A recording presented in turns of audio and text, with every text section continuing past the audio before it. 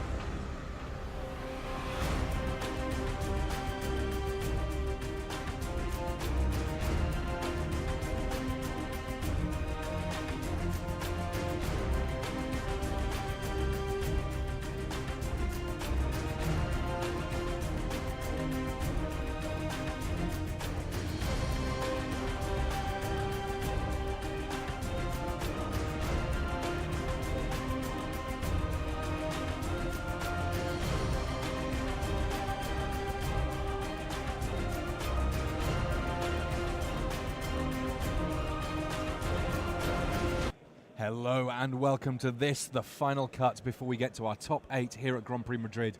I'm Tim Willoughby, this is Moraine Lebert. Let's head down to our feature match area.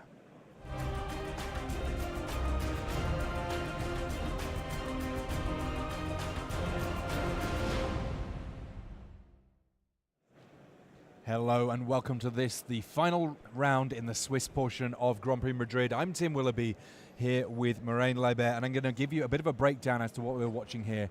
This is Joel Larsen, Elias Watzfeld and Per Nystrom up against Matteo Mori, Fabrizio Campanino and Tommaso Badiali. Now, these two teams, they are currently sat in third and fourth place on tiebreakers. Sorry, third and sixth place on tiebreakers. And we believe that this is a very straightforward win and in matchup that we see here. Joel Larsen, he is on what looks to be a Jund list up against Fabrizio Campanino's Tron. And you know what? There are not very many win-and-ins left. We have Michael Bonda and Peterson and Evelson. They are a mortal lock for this final top four. They are playing their matchup against Green, Jones and Eletambi, meaning that even if they lose, they're the number one seed. If they win, then they make it so that Green, Jones, and Eletambi cannot make the top four. The winner of this matchup will be in our top four. And then on table 3, Huschenbeth, Severin and Grimmer up against Poltz, Vignane, Arnuv. That one we believe also to be a win and in. For anyone else, they've got to kind of hope that the pairing of Green, Jones and Eletambi loses, at which point the door is open to someone else to make it into the top 4. But very, very slim set of teams that can even make it.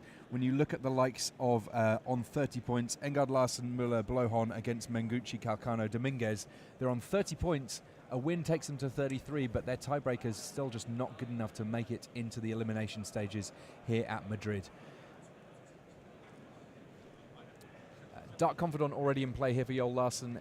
That means that he's going to have a consistent source of card advantage and some small semblance of reprieve from him, looking on at not a turn 1 Tron piece, turn 2 Tron piece.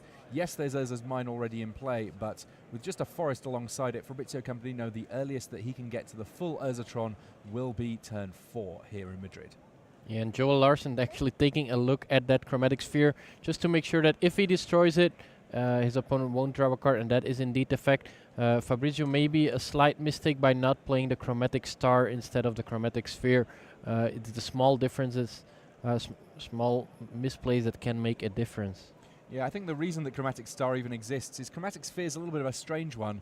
It has card drawing as part of a mana ability, and that represents some slightly weird things in terms of the rules going forward. So they made Chromatic Star that just makes it a little bit cleaner, that it's just whenever it's put into graveyard from play, for whatever reason, draw a card. Another land of the Dark Confidant. Joel wouldn't mind drawing some spells with the Dark Confidant. It is safe to go down to like 12 life against a deck like Tron. You don't want too many lands. Although of course he's happy to go up to 4 to be able to play a Bloodbraid Elf. Bloodbraid Elf, one of the real reasons to play Jund right now, and it does bring along with it a Scavenging Ooze here. That one might potentially be pretty important given there's already a Worldbreaker in the graveyard for Fabrizio Campanino. At some point, there might be a temptation to get that one back. In the meantime, though, Joel Larsen perfectly happy to just attack Fabrizio Campanino's life total and drop him to 13 with those swings between Bloodbraid Elf and that Dark Confidant. So this is a big turn here for Fabrizio Campanino. If he's able to assemble the full Tron, he already has a copy of Oblivion Stone in hand and potentially can make some big things happen. If he can't get to that Tron, though, well, Joel Larsen can really punish him quite severely here. Plenty of creatures already in play for him. Funnily enough, on the third table in this matchup, Per Nystrom against Tommaso Badiali. Both of these players are playing Dragon Stompy Monored.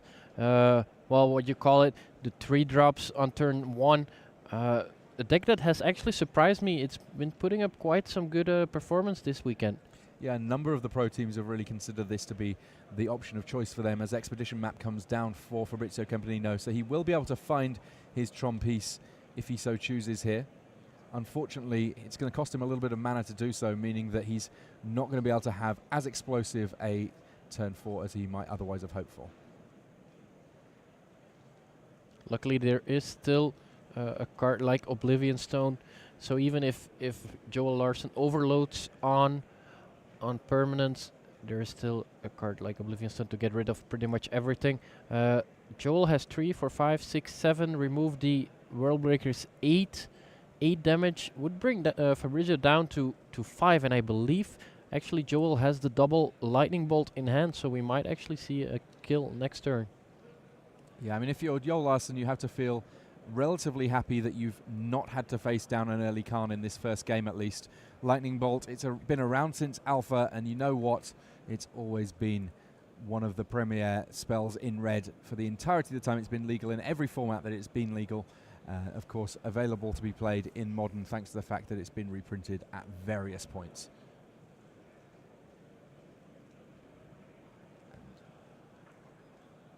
Here come the big attacks. Scavenging Ooze does eat that World Breaker, grows to being a 3/3. 8 damage coming through here, and at this point Fabrizio Campanino, he's planning out what his next turn's going to be. He's figuring out what he wants to do, and then he sees 2 copies of Lightning Bolt, and now it's all about figuring out what the next game is going to be for him, because he just has to scoop it up. Joel Larsson winning game 1 in decisive fashion here in Madrid, Spain. Yeah, he must feel really good, because this is not a good matchup pre-board.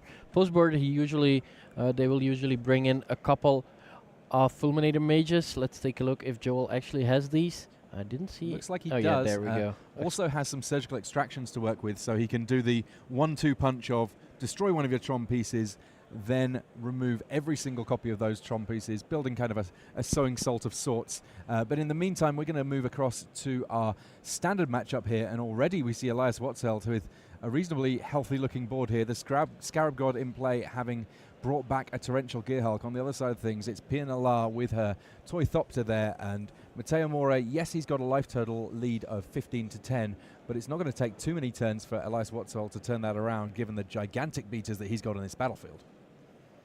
Yeah, and I like Elias Wetzfeld build of blue-black control. He's not cutting down on the moment of cravings. 4 moment of cravings, of course, very crucial when facing a deck like mono-red control. Only 2 the Scarab God. So I'm giving you a nudge here, because even as you're looking at the list, we've seen that Elias Watzfeld has picked up that first game. Somehow or other, we are 7 minutes into this round. There are 3 games already completed. Elias Watzfeld wins his game 1. Joel Larsson wins his game 1. Tommaso Badiali has won his game 1, the one lone victor for the Italian team in this first series of 3 games in this team matchup. Standard, Modern, Legacy, all going on at the same time for these teams. And I think that if we skip around the tables right now, we're just going to see some synchronized shuffling. Lovely synchronized magic from these teams. Yeah, so now I can finally finish my theory about blue-black control from Elias Watzfeld. I feel like he was the one putting in work for this particular tournament. He also has 2 Golden Demise in the Cyber, something we haven't seen all that much.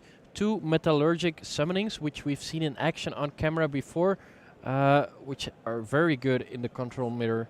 And also, what I think is the key for him to winning so many matches is main deck Argos Bloodfast. We have seen how good that card is after sideboard, but what if you have it in the main deck? That is just as powerful. Now, just as these players are all going to their various sideboards, we're going to take a look at where the standings sit right now. And I do have access to the full tiebreakers, which are pretty important at this stage of things.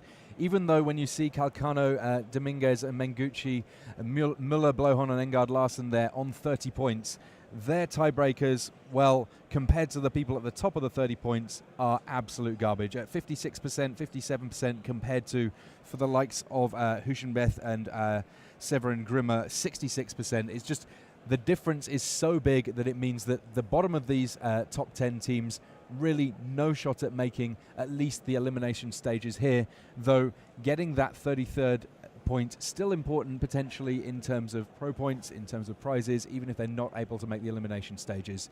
Really, the teams to look out for here, Bonda, Peterson and Evolson, we will be seeing them in the elimination stages once again. They're at 37 points right now, and regardless of, even if they lose, they will be the #1 seed in our elimination stages. Meanwhile, Elatambi, Jones and Green, they're playing against Bonda, Peterson and Evolson right now. That is an elimination match for them, most likely. Their tiebreakers not good enough that I think that they can feel too confident if they do lose against the #1 seed. Then we got this matchup that we got going on here. Watzfeld, Larsson, Nystrom versus More, Campanino and Badiali. Whoever wins this match will be in our elimination stages, and the loser most likely will not. After that, well, there's only really one matchup that matters too much, that being between Huschenbeth, Severin and Grimmer, and Polzel, Vigani and Arnev. Believe it or not, who'd have thunk it, we do have that one as our Time Walk match to show you right after this one completes. More magic, as if you guys haven't seen enough, we're bringing you more. And after this, finally single elimination. Yeah, just 2 rounds of single elim, a semi-finals and a finals here in Madrid, Spain. That kind of the way it works in terms of teams, because the matches go a little longer. We have a slightly compacted day. Also, of course, fewer teams here than we might see in terms of, the total number of competitors in the event. Don't necessarily need to have as many rounds to get to our final victor. So Matteo More here, he is the one kicking things off in game 2 against Elias Watsfeld. And with his turn 1, he does play a Bomat Courier, sticks a card under the little mail bug there and gets in for a single point. Mail bug? Yeah. Yeah.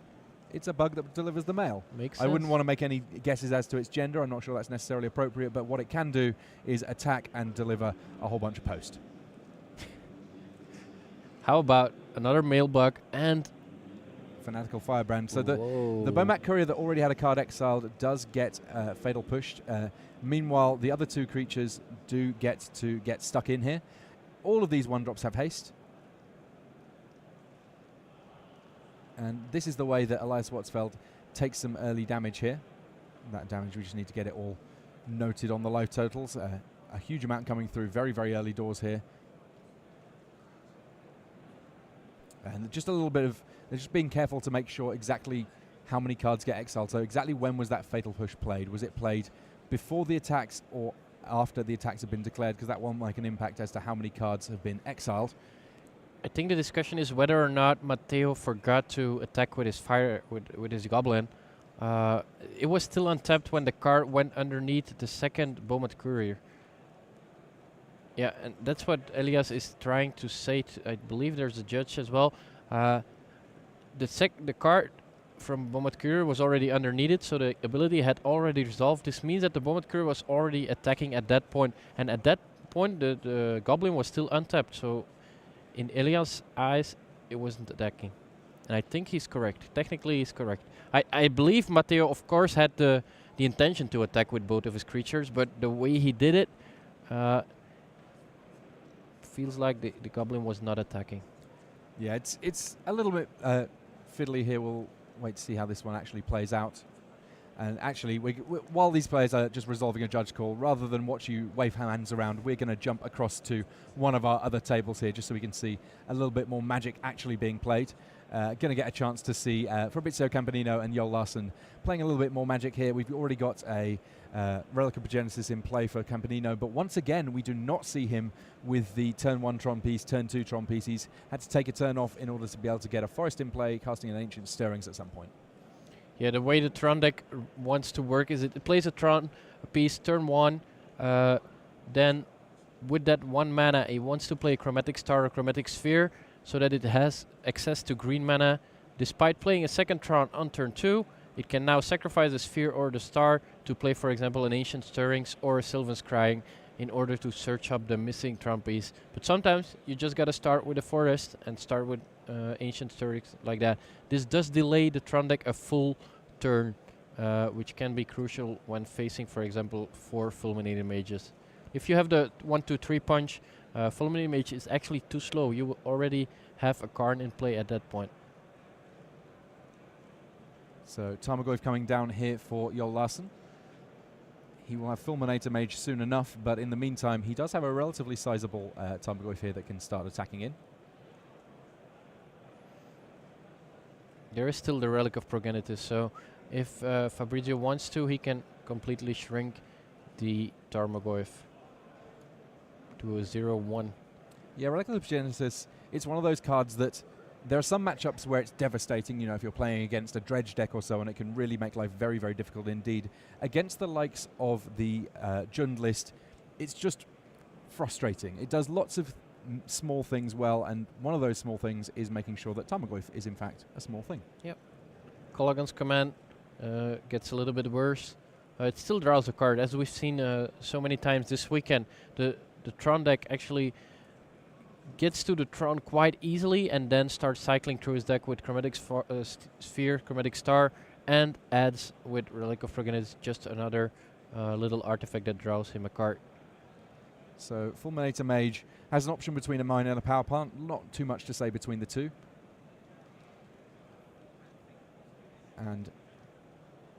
goes for the tapped land. That does mean that there's, I guess, the potential for Fabrizio Campanino to choose to sacrifice his Relic of Progenitus, so he takes no damage from Tarmogoyf. Ultimately, though, he knows that there's going to be plenty of value from keeping it hanging around, at least for now. Now that Jund once again has access to Bloodbraid Elf, Fulminator Mage is like the choice of hate against these Tron decks.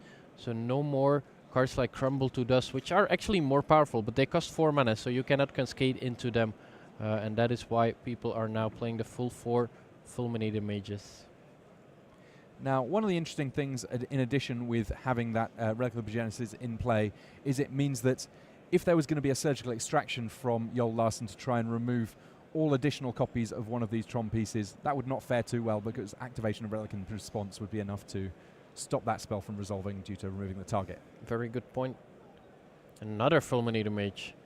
This. This is the kind of draw a Jund deck needs, and it might not even be enough. I mean, if there's another Sylvan Scry, or if the Ancient Stirrings can find another mine, he's not going to. Oh, he's going to do it in the upkeep.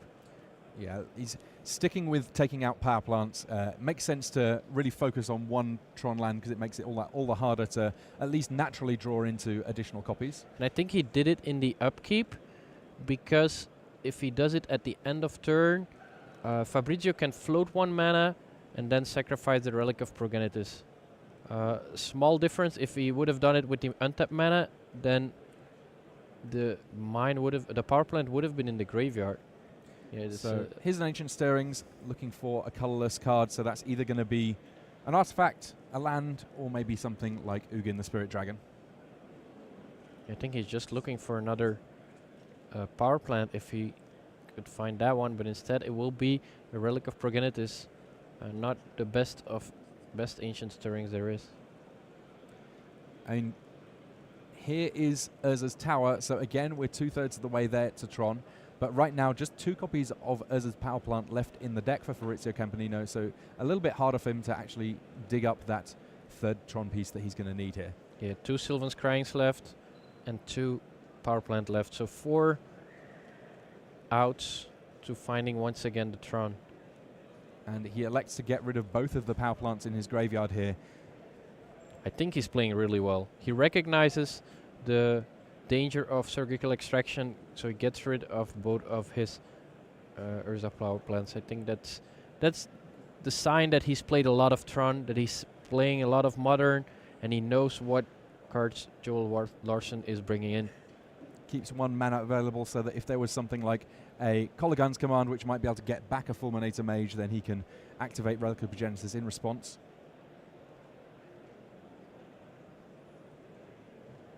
Right now, the Tarmogoyf is being pumped up by land, creature, and sorcery, so it's currently attacking for 3 here.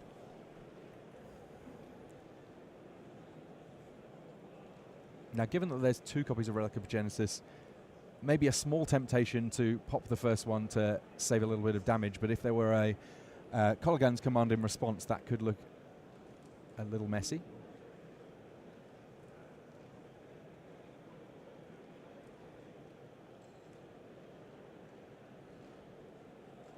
There we see Kolaghan's Command, so flexible, so versatile, and especially when you cascade into it with a Bloodbraid Elf, it just represents an absurd amount of card advantage. I think the card is very well designed. I think 3 mana is perfect. All 3 modes are fine, but not too powerful, but still sees a lot of play in Modern. Even in Legacy, it sees some play. I think it's a very well designed card. Actually, 4 modes, I'm sorry. So here we have Liliana of the Veil forcing a discard. That gets followed up with Relic of Progenitus activation. Not too many cards in the graveyards just yet.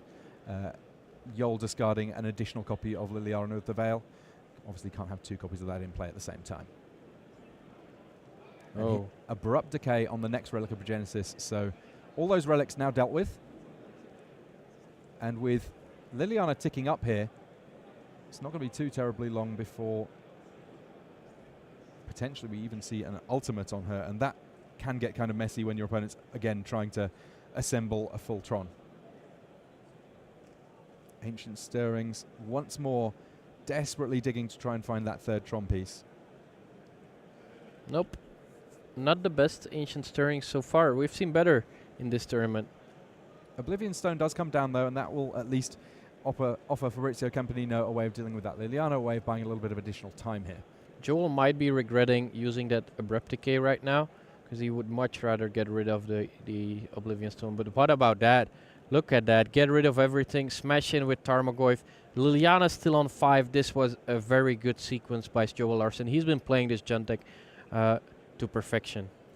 Yeah, Joel Larsen here, just double checking exactly how many card types are in this graveyard. Tarmogoyf attacking for a pretty hefty amount of damage here. Instant, sorcery, land, and creature, thanks to Thragtusk being the graveyard, and artifact. So everything but the Planeswalker.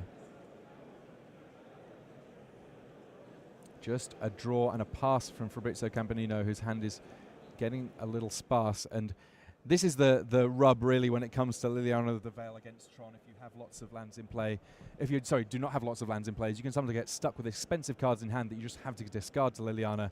Does not take too many draws with nothing in there for the handshake. Joel Larsen wins his match. He gets to now look on either side of him. He's got Elias Watsfeld playing Standard, a game up. He's got Per Nystrom playing Legacy, a game down.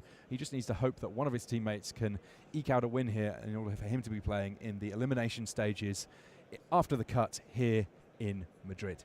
This was a convincing win. I mean, this is supposed to be a bad matchup for Jund, but that's not how it felt. These two games were very lopsided.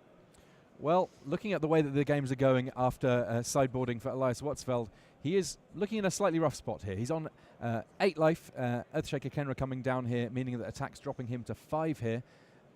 Not too much work left for Matteo Mori to do in order to win this game 2 after sideboarding. Game 1 going to Elias Watsfeld. We saw the very, very end of that one. 5 life is not a lot, but it's something. It's, especially since he's playing 4 Moment of Craving, 4 Vraska's Contempt. That's a lot of life gain in his deck. And now Scarab God as a nice blocker. I mean, if something the likes of an Arncrop Crasher comes down now, though, it could be lights out for Elias Watsfeld in this game too.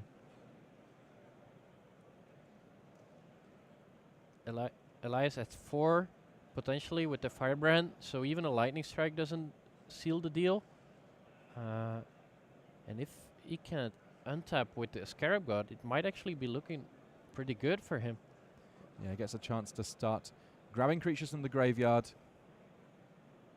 filling up his board a little bit with blockers. For some reason, I always think that the land gives -1/-1 and makes sure that the creature can't block, but it's only -1/-1, right? I believe so, yes. Because So that would make the land so much better. If it's at -1/-1 and the creature can block, then Matteo would have been able to attack for 3 there, and instead he just has to say go. as things stand, Matteo Mori gradually building up a board, but now he's looking at a blue-black control deck that gets to hold open mana, and even if there are no spells to be cast, there's still that Scarab God that can produce additional blockers at a moment's But notice. Look at that draw from Matteo. He drew Scavenger Grounds. So now the first activation of the Scarab God won't do anything. What if he attacks with everything? The Scarab God blocks the 2/1. Elias takes 4, goes down to 1, still facing that Firebrand. That's Scavenger Grounds. And it's crucial that it's a land, because there was no way Elias could actually respond to that. Yeah, I mean, the best that Elias can hope for against Scavenger Grounds is if he has a disallow for the sacrifice ability, he may be able to get something going here. And Elias will have no other choice but to block either the Earthshaker Kenra or the Monkey. If he blocks one of the one power creatures, he's actually dead. Putting the Earthshaker Kenra in the graveyard is also something he doesn't want to be doing. Although he can reanimate it. Oh, Vraska's Contempt. A That big actually Vraska's Contempt here. That changes the mat completely. Removing a creature, gaining 2 life. Yes, it means that the Scarab God's not doing quite as much this turn, but it's still being a big old body that gets to stand in the way of one of the 2 creatures that Matteo Mori has to use here. And it may well be that Matteo Mori simply passes without doing any attacks here whatsoever. Matteo should use the Scavenger Grounds this turn, just to make sure that there's no more creatures coming into play with the Scarab God. Yeah, well played by Matteo. He sacrifices the other deserts, the scavenge grounds still around. Makes the most of the fact that Elias Watsfeld tapped down, so he only had 3 mana remaining, so there couldn't be an activation in response. This is a blue control deck that's having to live off the top of his deck, but it's doing so very well. Moment of Craving, able to kill off Earthshaker Kenra, gain some more life for Elias Watsfeld, and doing so leaving enough mana remaining that Elias Watsfeld is going to be the first person with the opportunity to get that Earthshaker Kenra out of the graveyard. Yeah, now up to 7 life. Matteo could sacrifice his own Firebrand to kill the Kenra so that Elias wouldn't gain 2, but that's not a good option. And now Reanimate to end attack for 9. That was a crucial draw for Elias. Big turnaround for Elias Watsfeld there. He can even attack with the Scarab God, although he's got to be careful of a top deck. I mean, even a top deck Hazaret doesn't do 7 damage right here. No, but it would deal 6, and then he's dead next turn, and he doesn't have lethal. So I don't think he can attack with the Scarab God. The question is, however, how much do you want to play around 1 card? It's only 4 cards in Matteo's deck. The other cards are pretty useless. Yeah, I think I like the attack as well. Gets the damage in, at least gives himself the potential option of closing this game out a little bit quicker. And Matteo Mori has not slammed whatever card it was that he drew onto the table. He's carefully considering how he wants to play this out. Potentially with Fabrizio Campanino providing a little bit of additional information, a couple of extra opinions on how he should play this card that's just come from the top of his deck. If it's a Hazaret, he should attack with just the Hazaret. Keep back the Firebrand, block the Scarab God, sacrifice the Firebrand, put his opponent at 1, and then still have the Hazaret being able to discard a card. But instead it's a Phoenix, which isn't too bad either. The question is, does he attack with the Firebrand? Put Elias at 6. I don't think he can attack with the Firebrand. The 1 damage will not matter. He will need 2 attacks from the Phoenix. Yeah, this is a very, very close situation. Let's see. Elias attacks with both creatures.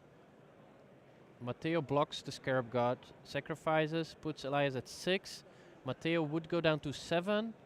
Matteo would be dead the turn after unless he draws a permanent, but now he's just attacking. Puts Elias at 6, potentially 5. Each of these players living off the top of their deck here. This is a very close game. I don't like the attack. I don't like the attack because now he's actually got to finish Elias next turn because Matteo's going down to 10. Elias can attack for 9. So this is the scry from Elias, from the Scarab God that he's just considering here. Oh, but the Phoenix can also block. The Phoenix can block, yeah. Oh no, then he can exile it. Never mind. The Phoenix can block. So now he's at 1, and he's facing 1 zombie plus a Scarab God. I don't think the attack with the Firebrand was correct. This very close indeed, and potentially represents the tournament life, not just of Matteo Mori, but his entire team here. Already a match down with Joel Jarlsson having won his modern match. Already a game down against Elias Watsfeld. Matteo Mori has to find a way of winning this game and the next one if his team is going to have any shot at playing in these elimination stages. And he desperately needs to find 1 more point of damage. He can attack for 5 very easily. That 6th point, though.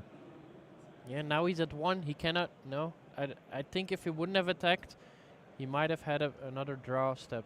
But now I think he's dead unless he drew another Fanatical Firebrand. And there's the handshake. Elias Watsfeld wins. Joel Jarlsson has already won. That means that Per Nystrom does not even need to play through his deciding game because, you know what? These guys already going to be in their elimination stages. And we've heard that Per Nystrom and Tommaso Badiali, it turns out that the Red Prison Mirror is not one that they really want to play just for funsies at the end of the Swiss rounds of this tournament. So congratulations to the team of Jarlsson, Nystrom and Watsfeld. We will be seeing some more of them as they are now at 34 points, so they have locked up their position in the elimination stages.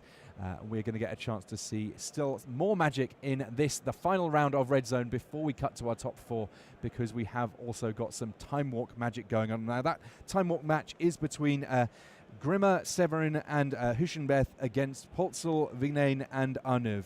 Each of these teams on 30 points, so their tiebreakers very, very good. We believe that whichever team in that matchup wins will be able to make it through to the elimination stages. We're going to get a chance to see that match right after these messages.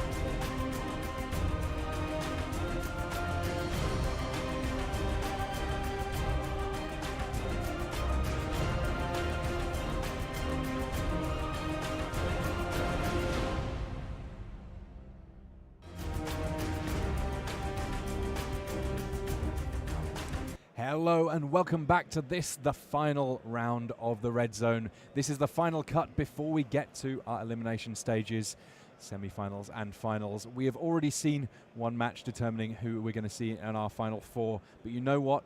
We're going to get a chance to join another match in progress now in the feature match area floor.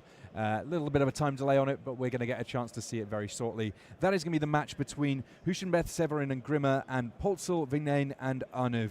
We've already seen a little bit of some of these decks in the feature match area. We're going to get a chance to find out how they work out properly in this if anything, the most important round for these guys as we get to the last round of the Swiss. Let's head down to see a little bit more Magic.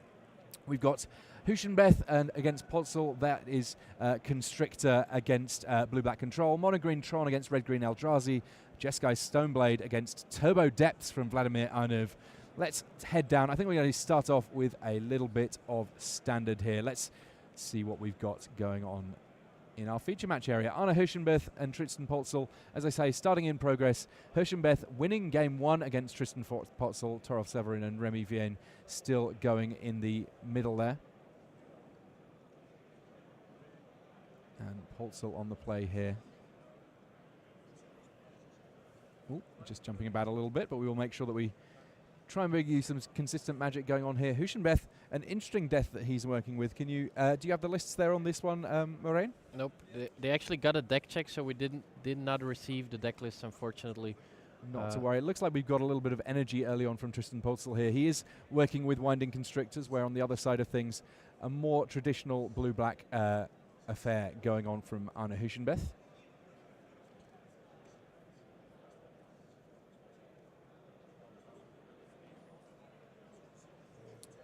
This is game 2, and an Essence Scatter coming along to stop that Glint-Sleeve Siphoner, meaning just a small attack for 2 here from Tristan Potzel in the early turns of this second game.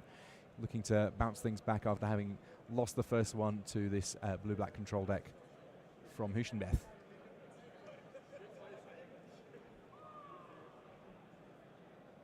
It's a sad day when Servant of the Conduit just getting through for damage each turn rather than accelerating too much out. So Tristan Potzel's hand possibly a little bit of a funny one that's going on here.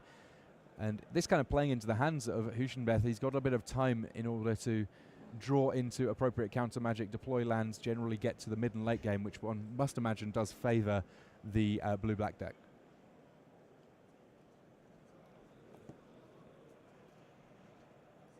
I guess the one thing to be said about the blue-black list right now is that somehow or other it's managed to end up with all of its blue lands and only the one swamp to work with. So the likes of Vraska's Contempt is going to be a little bit trickier to cast for Huschenbeth right now as he looks on at an opponent who's not doing too terribly much right now, getting an Ether Hub in play, getting up to 3 energy, though it wouldn't surprise me if some of that gets spent relatively quickly here.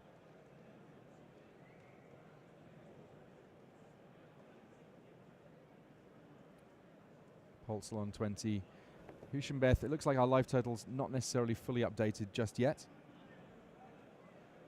And the artifact that we have in play here, Silent Gravestone, it means that cards in graveyard can't be the target to spells or abilities, and it's another way of exiling cards from the graveyard and draw a card. It's kind of the standard equivalent of Relic of Progenitus. The poor man's Relic of Progenitus. But you know what? Sometimes there are Scarab Gods in them Nar Hills, and you need a Silent Gravestone just to make sure that you don't have to worry about them so much. It also works well against Torrential Gearhulk, because cards in the graveyard can be the target of spells or abilities, so you can actually can't target anything. So I'm guessing that's where this Cyborg card is coming from. It's still a very poor 4 mana to sacrifice is a lot. That's something not even comparable to 1 mana from Relic of Progenitus. Well, it looks like we finally have a 5-mana spell here from Tristan Potzel, and I believe that it is a Vergis Gearhulk. I'm not entirely sure it's going to resolve, though. Plenty of answers in hand for Arne Huschenbeth right now. It's just a matter of which one he wants to deploy. Disallow. The thing is, he kind of wants to play a Glimmer of Genius, but he cannot let that Gearhulk resolve. It will make both the Servant of the Conduit and the Gearhulk too big, so even one removal spell won't be able to answer it. Question is he going to cycle the Illumination? I guess he is. Because I don't think he will get a lot of... no, he's not. He's still at 16. Maybe he recognizes that he will need a little bit more card advantage. Cycling would not net him a card. Well, only one, not 2. And now he just passes the turn with 5 mana up. He can still Vraska's Contempt and then still decide to cycle if he wants to. Now, Blossoming Defense is something that Tristan Potzel has available to him if he sees a Vraska's Contempt on one of his bigger threats. At the moment, the big concern is actually just resolving said threats, because Servant of the Conduit on its own has a relatively long road if it wants to deal the remaining 16 points of damage here. This is a good card to play against blue-black control. Maybe some card advantage. Winding Constrictor He's gonna put that in the graveyard, maybe hoping to hit a land, a Glintsleeve Siphoner. He likes that a little bit more, and I do agree because he has 2 Blossoming Defense to actually protect the Glintsleeve Siphoner. Yeah, Jade Light Ranger, just a very happy 4-3 for 3 here. Now also a Fatal Push, which can get rid of the Servant of the Conduit. Now that Tristan is tapped out, no way to protect it with Blossoming Defense, but no, instead he's just going to draw a card.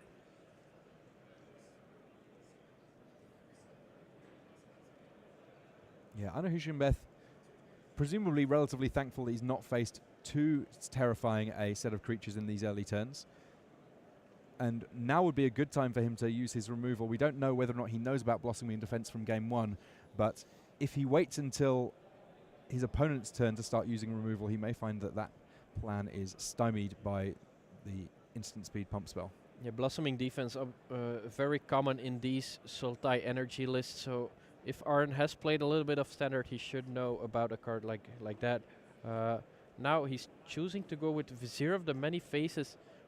Putting a second copy in the graveyard, that's some nice little value.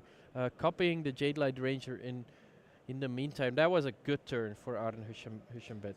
And there is also a Search for Azcanta available to Arn Hushinbeth. He's not that far off transforming the enchantment and getting himself Azcanta the Sunken Ruin going here.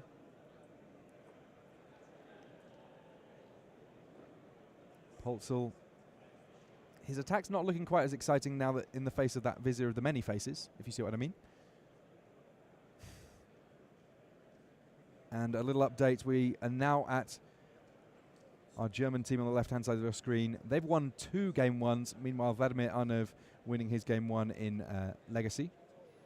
Yeah, Jade Light Ranger getting in, but I guess we're going to see a block here. Arn obviously wants that Vizier in his graveyard to embalm. Already has 1, could even get back a second one. It gets so dangerous to actually play Verder's Gearhulk, for example, because Arn can reanimate the Vizier and make his own Gearhulk. Glintsleeve Siphoner coming along. Plenty of energy to work with for Tristal Poltzel here. And still 2 mana up. He could actually save his Jade Light Ranger with a Blossoming Defense, but it seems like Arn is just not blocking. Maybe he wants to have the 4-3 blocker against, for example, Servant of the Conduit. Knows that he's got targeted removal anyway, but that does run into Blossoming Defense, so he might find himself quite low if he doesn't start blocking. Fatal Push on the Siphoner. This may well prompt a response from Poltzel here. Plays the Blossoming Defense. Now, right now, Hushinbeth in a weird spot where he still just doesn't have access to very much black mana. At some point, he may find himself using Field of Ruin, not just to disrupt what Poltzel has going on, but also just in order to try and make sure that he has access to an additional swamp. And the reason why Arn did this in his upkeep is because he wanted the extra card in the graveyard for Search for Azcanta. Now at 6, this is going to be the 7th, and now he is going to flip his Search for Azcanta. He did have to put a Fatal Push in the graveyard in order to do so. A card I'm sure he would have liked, but it seems like he's valuing the flip on Search for Azcanta more than the second Fatal Push. Hushinbeth on 12 life, trying to get something going here. At the moment, just the Vizier of the Many Faces copying Jade Light Ranger in play. Yeah, and let's of course not forget about the Gravestone. It can get rid of the Vizier of the Many Faces. I think Arn, if he's aware of that, he might as well reanimate his Vizier. No, instead he says go. Poltzel making the most of his Glintsleeve Siphoner while it hangs around, getting to draw an additional card with it. Glintsleeve Siphoner has been so good. So many decks are playing it. It's a cheaper Dark Confidant. I have the impression. It's got menace, can attack. I've been very impressed with this card at this tournament. Yeah, I mean the menace on it is the thing that means that it can reliably attack. It can reliably generate more energy, which means it can of course draw more cards, and that means that it's on a board like this, it's always doing something. Whether it's drawing you cards, whether it's getting damage through, whether it's generating energy for you, it's always working.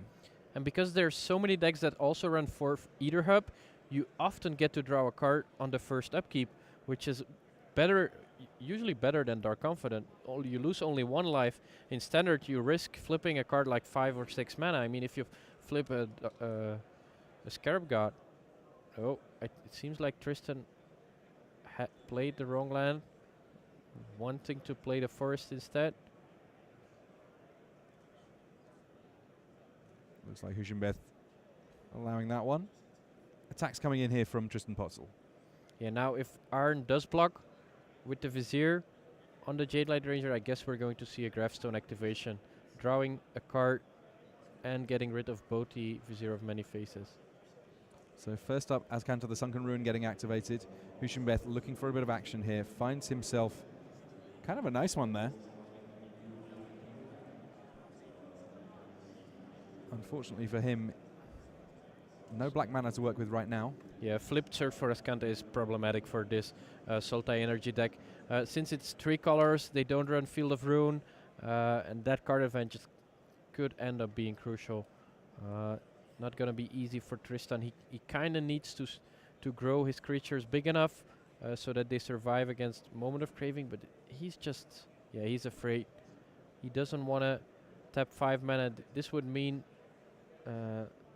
Arn could reanimate his Vizier of the Many Faces, for example, or just Vraska's Contempt, kill the Gearhulk.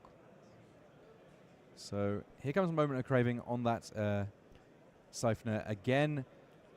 I don't really know what Tristan's plan is at this point. I mean, you cannot let your opponent untap with Temple. This is you need to pressure your opponent if he's looking at the top 4 every turn and grabbing himself an instant or sorcery. By keeping back all of these cards, he's just not putting up any pressure, and I think he's not favored to win the late game. Yeah, blue-black. The late game is where it lives, and the early game is where it dies, I guess. Arne Huschenbeth, he does not mind passing back and letting Tristan Potzel do things. I mean, I understand that he's keeping up the Gravestone because he wants to get rid of the Vizier of Many Faces, but then he should just use it right on the spot, use it end of turn, and then try to resolve a big Gearhulk. I don't think the plan can be to let your opponent have so many free impulses. Well, Tristan Potzel making the signal. He's going to be tapping a lot of lands right here. Having a little think.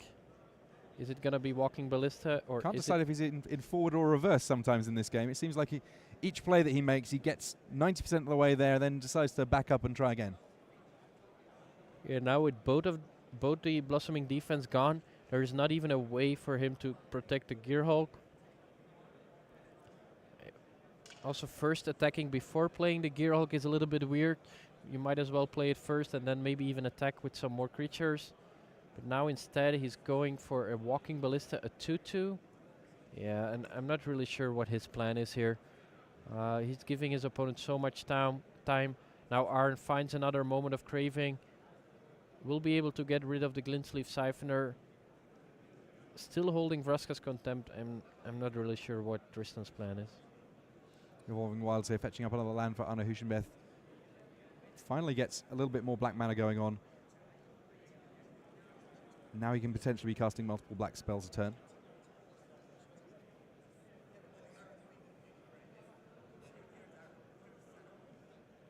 Five, 6, 7, 8, 9 mana. Yeah. Finally, we might see this Glintsleeve Siphoner actually get killed. It's already survived 2 shots from Arne Huschenbeth. Yeah, he's gonna kill his own Glintsleeve Siphoner, pinging his opponent for 1 basically, because the exile would have gained him 2 life. Now Moment of Craving, shoot him. He's at 7. Arn is at 7, facing a single Servant of the Conduit. Gearhulk could pump it up to 6/6, so he would go down to 1 if Arn doesn't have another removal spell. So, depending on exactly what the card is in Tristan Potzel's hand, if he's already got a Gearhulk and maybe draws into a Blossoming defense, in principle he could represent lethal here. It seems a bit of a stretch, and of course there are still cards in Arne Huschenbeth's hand here. And there's also still the Oasis, the desert land. Hashep Oasis. Yeah, well, seems like Arn figures that out. Yeah, doesn't want that one to be a feature. Seems like Tristan is getting rewarded for waiting so long with the Gearhulk. Arn kinda has to hit a Fatal Push or a Moment of Craving with this activation of the Tempo.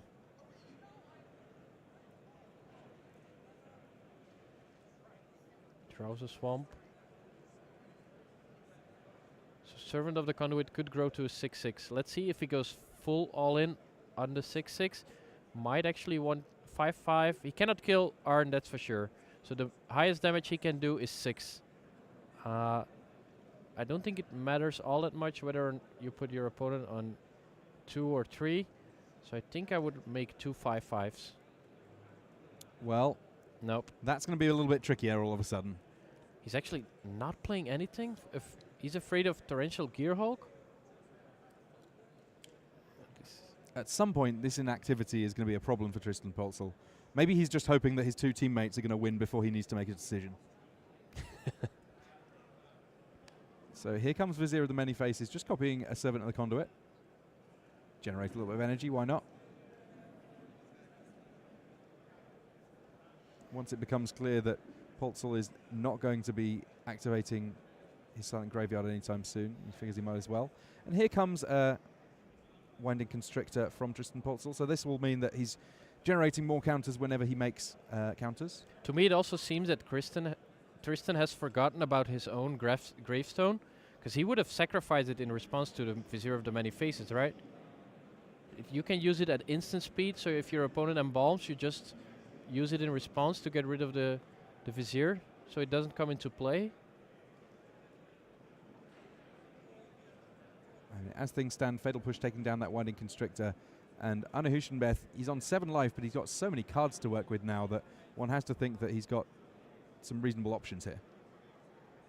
Okay, never mind. With Embalm, you actually have to remove the creature, so it does not work the way I thought it would.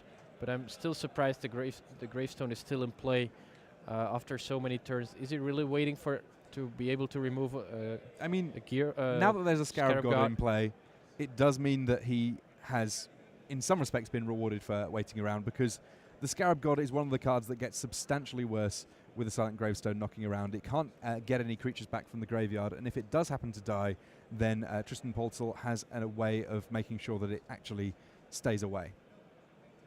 Yeah, but for that, the Scarab God would still have to die first. So, yeah, I think this game is over Verdurous now. not resolving, and a disallow being revealed off Azcanta the Sunken Ruin. The life totals are 7 to 19, but I would not worry about them staying that way for too long. Attacks here on Tristan Polzel. His life total starting to diminish, and we can see here Huschenbeth, the pace of his play pretty fast at this point, as he realizes that all he needs to do is work his way through 3 more turns of attacking, and he's got enough counter magic that he may well be able to stop pretty much everything that Polzel has going on. Yeah, at least the Gravestone stops any activations from the Scarab God. So that's something. But it's still a 5/5 beast. Well, God. We're in this weird spot here where Arne Huschenbeth may very well be able to stop literally everything that goes on for the rest of the game from Tristan Polzel. He's been drawing so many additional cards with the Azcanta the Sunken Ruin. Just finds another disallow, uses it on Glint-Sleeve Siphoner. Not too many turns attacking in order to close this game out, and we're going to see each and every one of them as Arne Huschenbeth potentially gets the first match win in this final round of the Swiss. Obviously, 2 matches need to be won by one team in order to actually win the series and get through to our elimination stages, but these players willing to go through the motions on doing that. Silent Graveyard number 2, yeah, that one will allow. And now we're finally going to see an activation. Getting rid of all the cards in the graveyard does draw a card, but he's at 7 life. He will need a very good top of the deck I think he did find a Carnage Tyrant, so that one can at least block the Scarab God. But one more creature from Arn would spell trouble. Yeah, Carnage Tyrant, the perfect answer to the pseudo lock that Arne Huschenbeth has in place here. He's got plenty of counter magic. Carnage Tyrant, of course, cannot be countered. Might be actually the only card that can save him. Double Disallow. Still might not be enough though. Okay, here's the big dino. He was ready to play that Disallow. You could see it. He pulled it up to the front. And then, oh no, that doesn't work. What does work against the Carnage Tyrant for these blue-black decks? Commit's Memory. Put it on top. Torrential Gearhulk is of course not something you can take.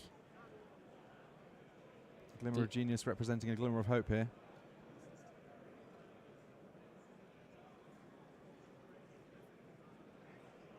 All right. Let's draw a couple more cards. Let's not forget, Arn is at 7. The magic number, if you will. Might have to start blocking with the Scarab God. Scarab God against a Carnage Tyrant, not a great blocker even. Nope. Those numbers do not stack up well. Has Tristan Polzel found a way out of this one? Well, it's still... Arn can still chump for like forever. He's got the Disallow to counter the Gravestone if Tristan decides to sacrifice it.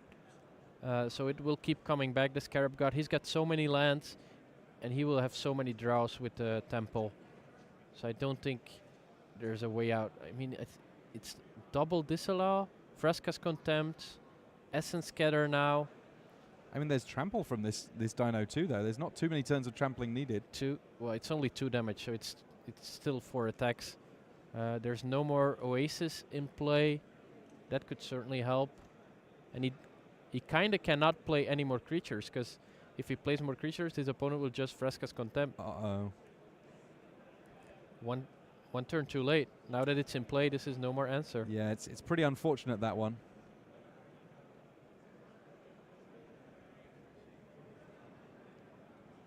Yeah, this... a rough turn of events for Arne Huschenbeth. It felt like he had things locked down, but Carnage Tyrant, just the single card strategy of make a hexproof uncounterable monster may yet prove good enough. Where are those Viziers and the Minion Faces now? Oh! Is there a creature still in any of the graveyards? I don't think there is. There's not much in any graveyard right now. Commits the... The funny thing is that Tristan cannot play any creature right now, because it would just get countered, and then Arn would get to untap, replay the Scarab God, and activate, getting back a lot of 4/4s. So Tristan has to count on that Gravestone resolving. This is a tough game. Yeah, it for seems Tristan. optimistic for that to resolve. He knows about at least 1 Disallow, 1 Essence Scatter. Now, Vladimir Arnov has won his match against Jasper Grimmer, so the team of Polzel, Vinane, and Arnov just need one more match. Remy Vinane and Toralf Severin, they're at 1-1.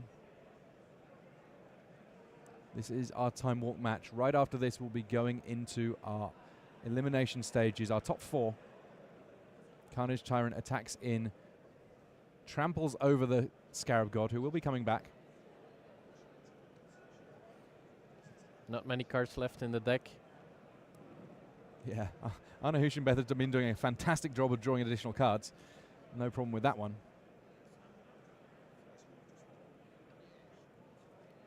Is he going to start milling? He's going to mill his opponent to get rid of the Gravestone. Yeah, Ibnu Rivulet.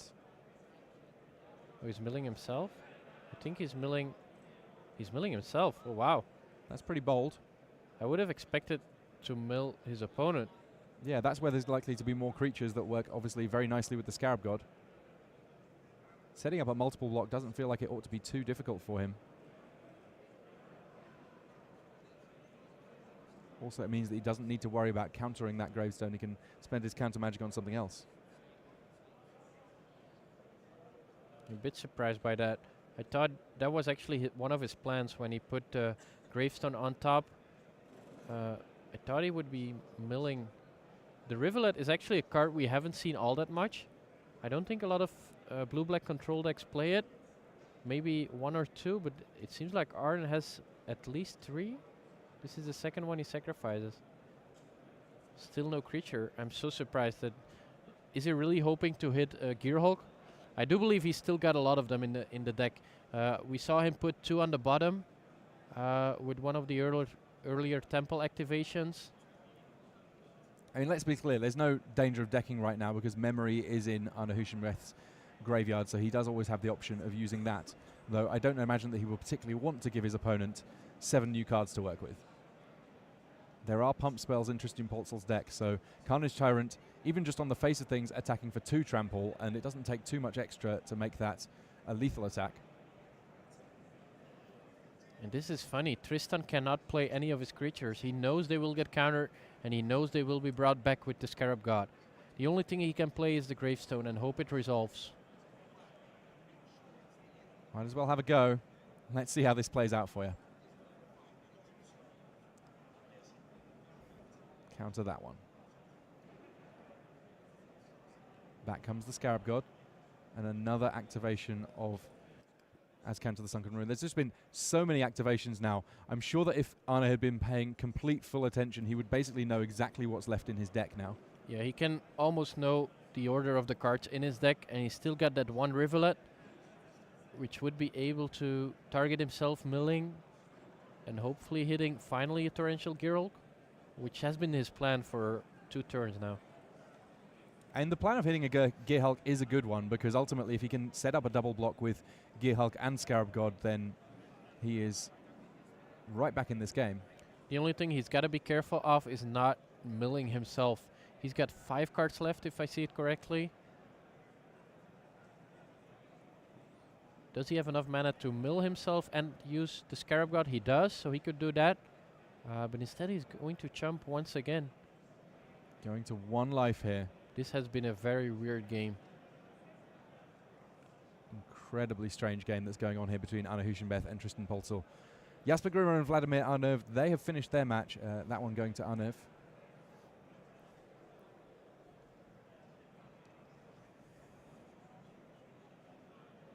Arne Huschenbeth using every piece of the buffalo here. He's going to look at 4 and see how many Torrential Gearhulks there? 3? Oh, wow. Put them all on the bottom. Great. That's where you want them. So now he's going to sacrifice that Rivulet. 2 cards left in his deck. He's going to draw 1. He does still have the Commit Memory.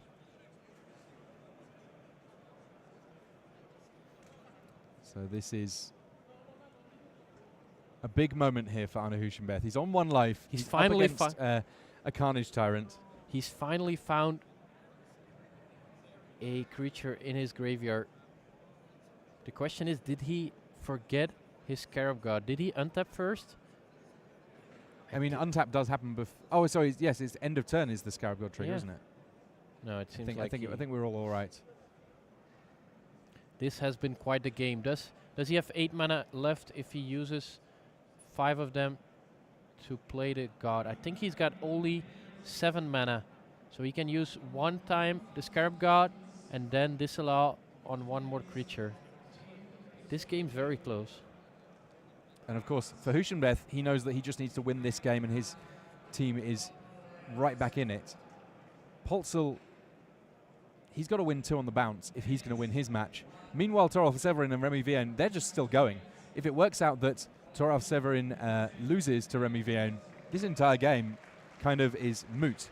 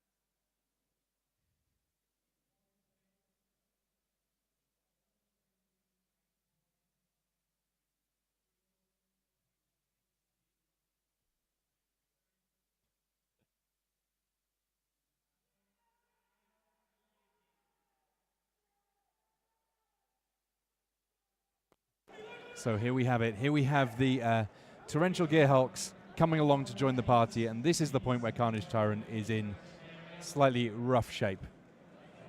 Yeah, now we can finally see a double block, something Arn has been aiming for quite some time. He's gonna double block, gonna lose one of these. One card left in his graveyard, his opponent at 4. So if one of these two creatures get to attack next turn, his opponent is actually dead. Let's see. Tap 4. Play a Bristling Hydra. The Torrential Gearhulk targeted a Essence Scatter, so we can counter the first creature for free. Well, for 2. No, because with the Torrential Gearhulk... Oh, I see, yeah. Didn't he? I think he targeted Essence Scatter with the first... And here's Oh, Walking wow. Ballista for 1. Didn't he? That'll do it. Wow! That was very weird. Oh, wow. As things turn out, Toralf Severin has won his game against Vienne, but we've just heard that was essentially, there wasn't enough time for them to start their game 3. That game took so long with the dinosaurs just attacking in and not ever quite able to get there, and gradually just eking out the 1-1. You had Toralf Severin winning his match. Wow. You had, on the other side of the table, a match being won. That meaning it was 1-1, and there wasn't time to even start Game 3, meaning that was an unintentional draw in that match. That means that all of a sudden things getting very complicated indeed in terms of who makes the top 4. Do not go anywhere, because we will have our top 4 announcement for you soon enough, and indeed our elimination stages here at Grand Prix Madrid right after these messages.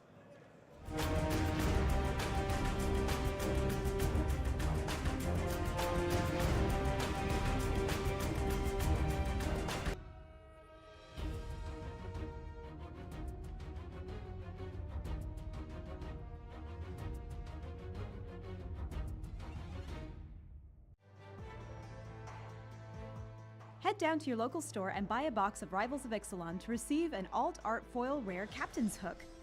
Limit 1 per customer. Visit rivalsofixalan.com to find a store.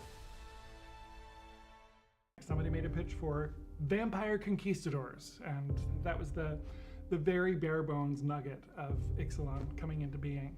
If all you're doing is playing the card game, you're seeing that world through a bunch of tiny little windows. The art book is a view into who these characters are, what they're doing here, how these cultures fit together. I mean, I'm super proud of this world. James and I both worked on it really closely, so I think it's going to be amazing, and I think once it finally hits, the fans are going to be blown away.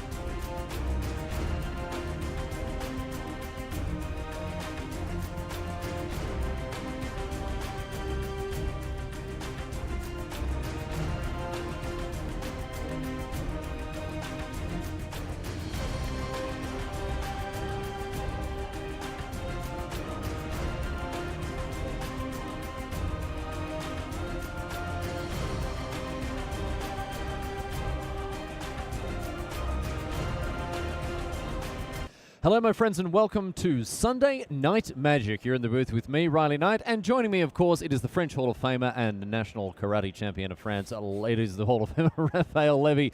It's our great pleasure to welcome you along to GP Madrid as we get underway with our top four, my friends. The top four of this tournament has been determined after 14 grueling rounds of Swiss across 3 formats. Raph Levy, you have the top four in front of you. I do. Talk to us about what this tournament's been about and how things have ended now. So team number 1, first seeded, the Danes, holder of the title from GP Lyon. So they're here to defend their title. They kind of substitute one player. Christopher Larsen, he was drafted in the military. He was not supposed to play this tournament, so they replaced him by Anders Pedersen. But now he's replacing Chris Larsen in the top 4. And Christopher Larsen actually did end up here. He He's did end up done playing. something to his leg. He's been hobbling around on a pair of crutches, the big Danish juggernaut there. And I know that he had a deep finish today, but not quite all the way to the top 4. But who are they up against in their first So they're up semi-final? against the Italian team with Carmine Daniello, winner of, I think, GP Madrid in December last year and a half ago.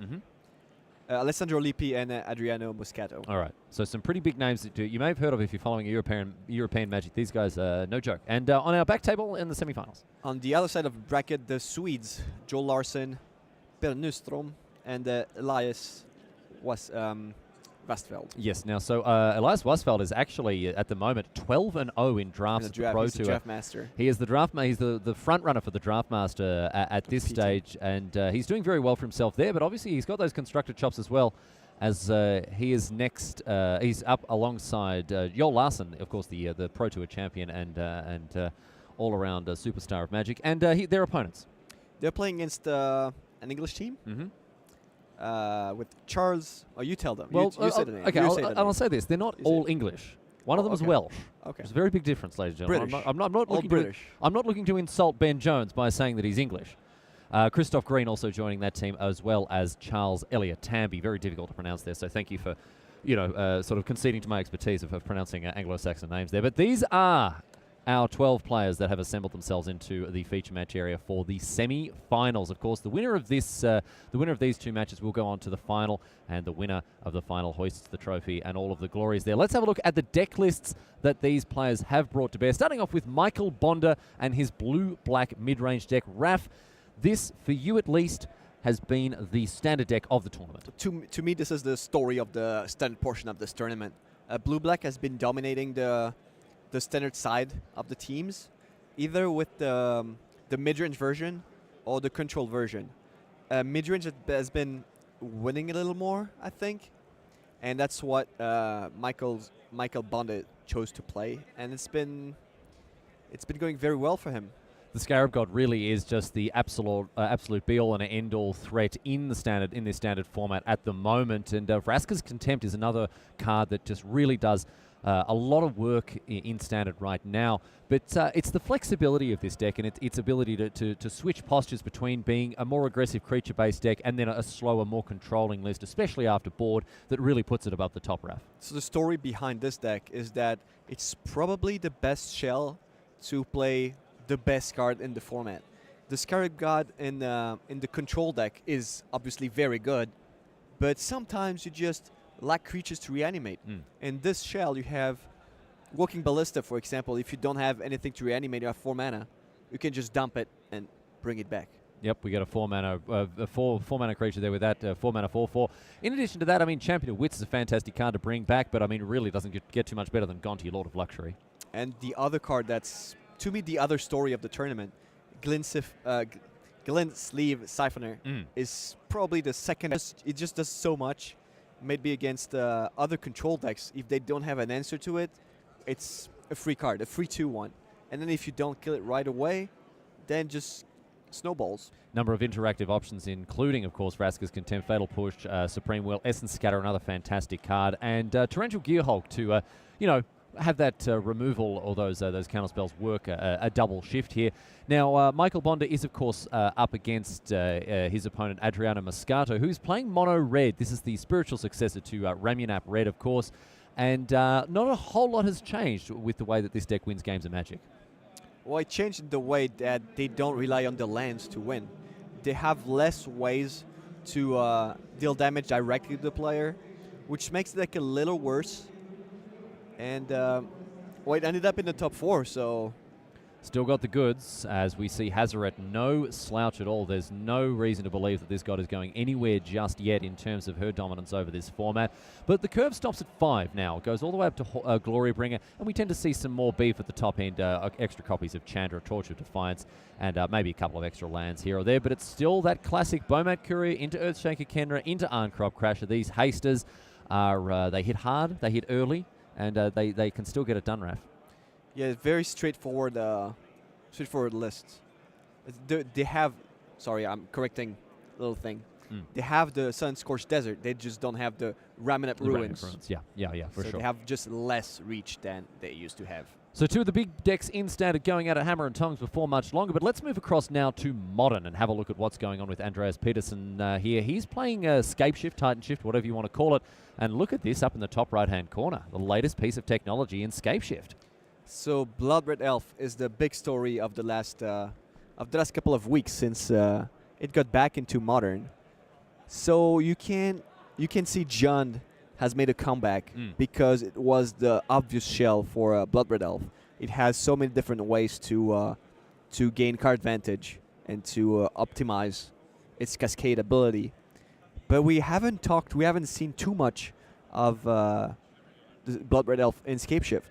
And it does a lot of stuff. It really does. I mean, if you look at all the cards that it can hit here, a lot of them doing the same thing. Secure Tribe, Elder, Farseek, Search for Tomorrow, all doing more or less exactly the same thing. But even hitting something like a Sweltering Suns, especially against these go-wide aggro decks, is fantastic.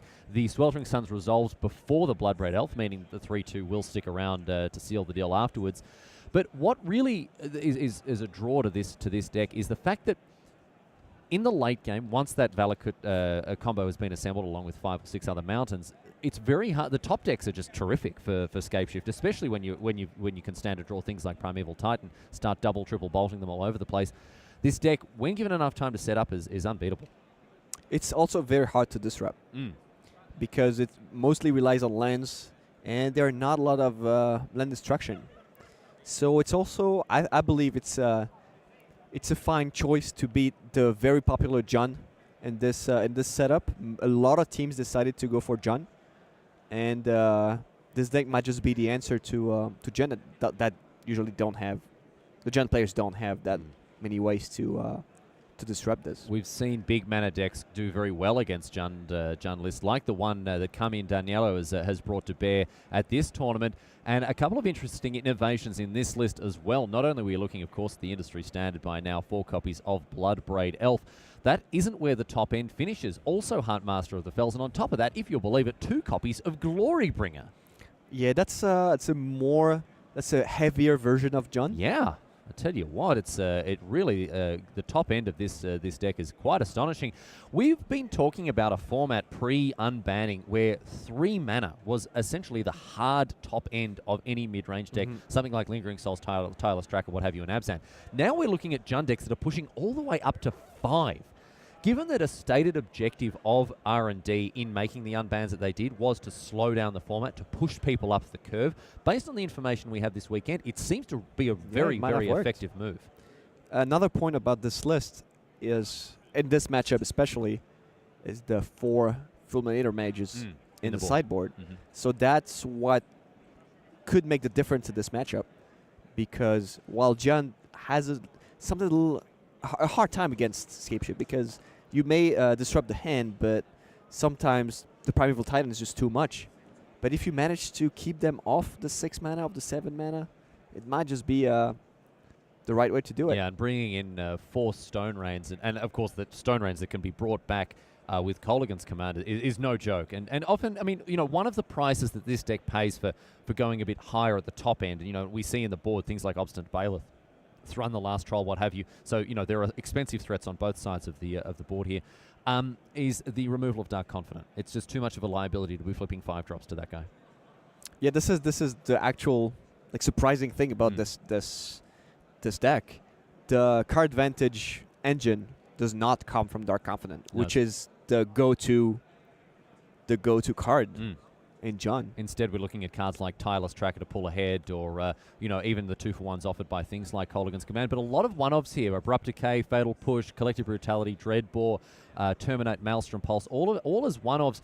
This is often some stuff we see in blue decks that can really churn through their decks nice and quickly. But here, I mean, I guess Daniello just has to hope that he has the right answers to the right threats at the right time, and certainly this tournament has treated him well.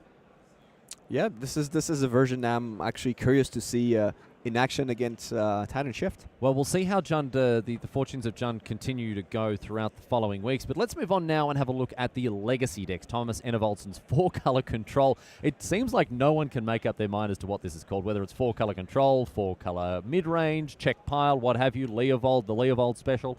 In any case, this deck plays a core sort of collection of blue cards, of course. Brainstorm, Force of Will. Looks like he's gone for Preordain instead of Ponder. But and also Deathrite Shaman as a card that is just seen play everywhere in Legacy. But apart from that, it's just some of the best cards across these 3 colors. And Leovold is kind of the across all 4 colors here. Leovold is the marquee card for that purpose. So yeah, in Legacy, probably the most dominant deck is a deck that uses Delvers, Delver of Secrets, and Desert Shaman. This one does not have Delver of Secrets. It relies more on like card advantage, may I say. Baleful Strix is a good way to deal with Delver of Secrets. It draws a card, it blocks, and has Death Touch, so they have to kill it with a Bolt, for example, and you net a card. And as we mentioned throughout the tournament, there's not a lot of card advantage in Legacy. This is very different from the other formats. You tend to play cards that only cost 1 because 2, 3, 4 mana is too much.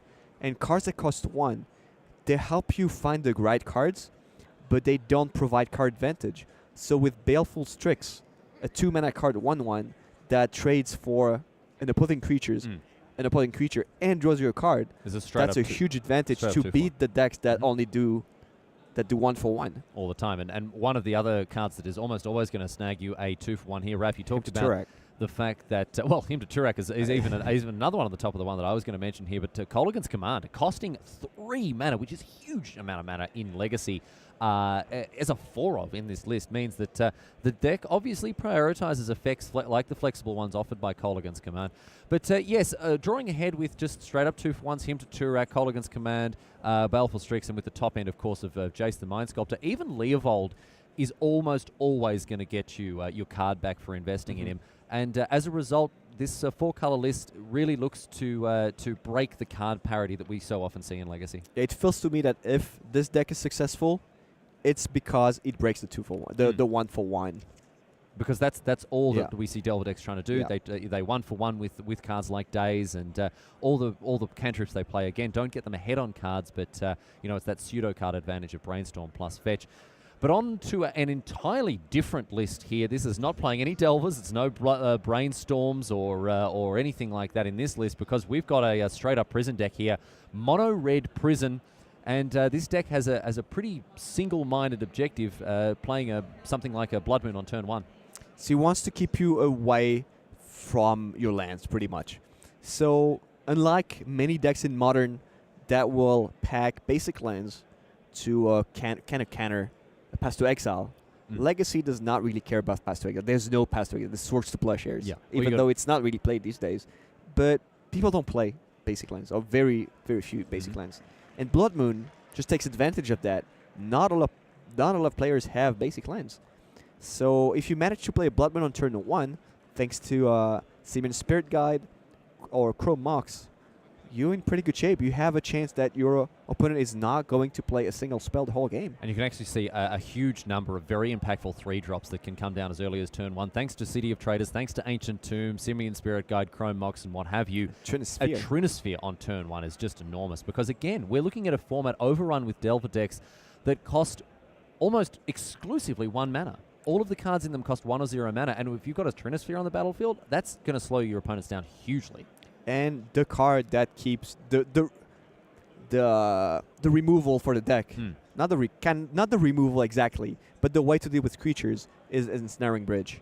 So not a lot of decks are packing artifact removal in the main deck. No, I mean, an important exception to that is, of course, Thomas Enevoldsen's Czech Pile, which is playing... I would say it's very bad news for the Italians yeah, because it's super bad. that's probably the worst matchup they can face. Yeah, absolutely. Enevold's playing mana for his spells anyways, so it would be another situation. Nor is it ancient. So the has actually quite a poor matchup. Also, basic island and basic swamp, which are very good against this deck, and triple Kolaghan's Command.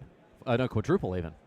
Four copies of Kolaghan's Command in his list there. So, as we bring it back to the booth now, ladies and gentlemen, of course, Riley Knight and Ralph Levy here to guide you through our semi-final. The players are getting seated and everything is just about in readiness now. But let's have a look at the bracket of the players that we're going to be looking at throughout this semi-final here. You can see Bonda, Peterson and Enevoldsen against Moscato Daniello and Lippi. Those are the decks that we just saw on the screen. And on our back table, Watsfeld, Larson and Nystrom facing off against Green, Jones and Elliot Tamby. So we've got the Brits right down the bottom of the bracket. We've got the Swedes just above them. And then on our first table, the Italians versus the Danes. So it is very much the very best of European Magic. And as a result, it won't be too much longer before we are down to the feature match area to see exactly how things go there. Let's talk about these matchups already. Let's talk about these matchups that we're about to see here. We've already discussed the fact that we think that perhaps Enevoldsen has a leg up on Lippi there, given that Leovold has, probably an edge over this red present deck.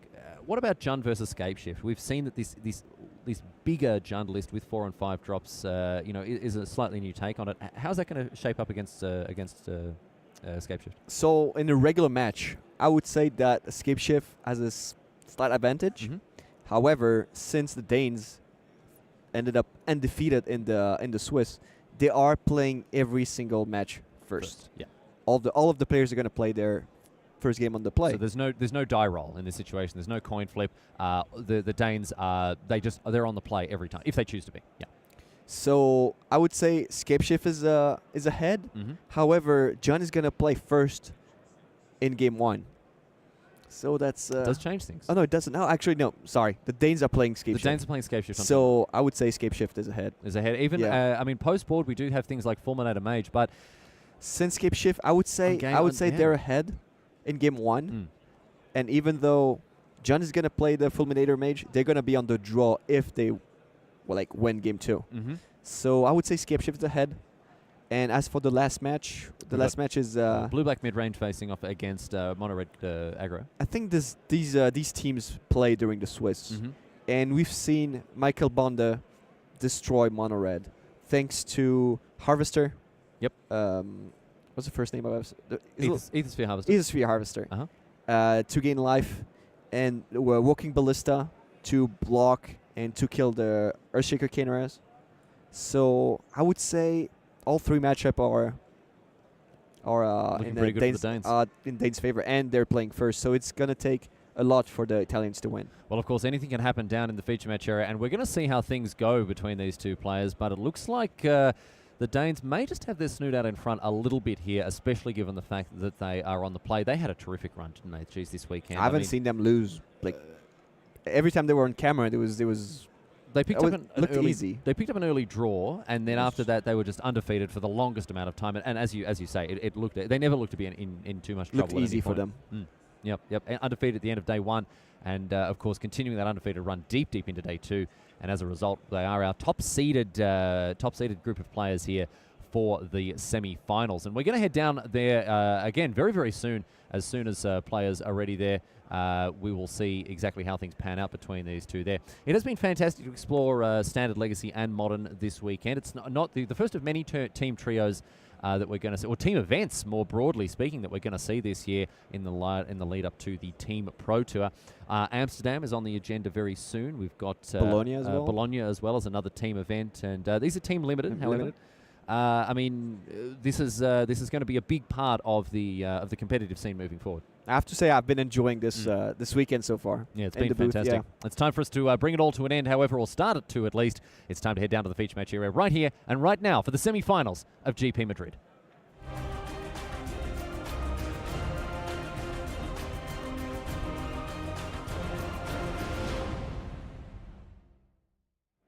Hello, my friends, and welcome to coverage of GP Madrid. You are live in the booth with me, Riley Knight, and with him, Raphael Levy, the French Hall of Famer, and it is time to get underway with the semi-finals of this Team Trios tournament. Michael Bonda and Adriano Moscato are kicking things off here in Standard. We have Michael Bonda on the left-hand side of your screen, and he is playing blue-black mid-range. Adriano Moscato is playing red aggro, and well, Raphael Levy, based on your assessment, the blue-black mid-range player is slightly favoured here.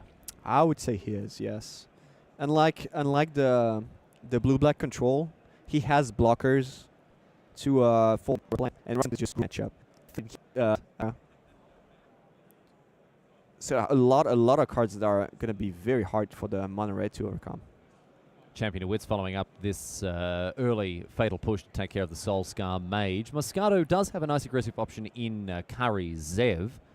Resilient beater here that's difficult to block, of course. But Bonda is going to be able to shape a hand that's going to be good in this situation. And he knows exactly what this deck is about. He would have played this matchup countless times. And a comment you made, Raph, which I think we need to come back to, he's never seemed to be in all that much trouble throughout this weekend. It's a very good draw from Adriano here. It's just missing a Bomat Courier, but still a good offensive draw from the mono red player. Nice 6 damage on start. turn 3. Yes, indeed. That Arncroft Crash is going to have to stick around for a little bit, however, after having exerted himself in this turn 3 attack. And now it's back to Bonda to see what he can find. Vraska's Contempt in hand is a nice one to buffer up that life total. I can't believe we're living in a world where a 4-mana removal spell is really an industry standard, and also a very attractive option. Gaining life off a removal spell is very important. It's instant as well. So all this package in an instant is great. This is probably the best removal we've seen in a very long time, and it deals with everything. It's not like it says exile target non-black. It's every creature and planeswalkers. and planeswalkers. So we will have a hard time finding a card that replaces that once it rotates out in a long time. Yeah, it's quite a But while. I mean, Vraska's Contempt is going to be around for quite a while, but it takes you back to the days of Hero's Downfall. That's going to be hard to replace. So Bonda does not deploy a Scarab God after having played his 5th land here, but a Glory Bringer from Moscato. No, but Bonda says, no, my friend. No. Essence Scatter is dealing with the Glory Bringer. Just the one of in the main deck here for Bonda. And the good thing is now, even if Michael draws too many lands, he still has Champion of Wits in the graveyard. If he draws 2 more lands, he can eternalize one of his Champion of Wits and have a 4/4. So a few more options for both of these players here as we see Bonda, 6th land. Drawing a lot of lands. Says go. Not so many cards in hand for him. Moscato continues to find action. I think he just drew a Kari Zev. Pianala the play now. And again a little Thopter. And then the follow-up play is the Kari Zev freshly drawn. That's a lot. That's still a lot of... Now there's no mass removal. This would be a curious thing against most control decks to overextend like this, but Bonda doesn't have any kind of Wrath effect here. There's no damnation in the format. he's falling a little bit behind here. Maybe because he drew too many lands. So he needs to find a way to tangle with this board state. Yeah, I don't think he plays. He's not playing Golden Demise. No, it's played in the board here, but there aren't too many ways for him to really leverage the card in game number 1.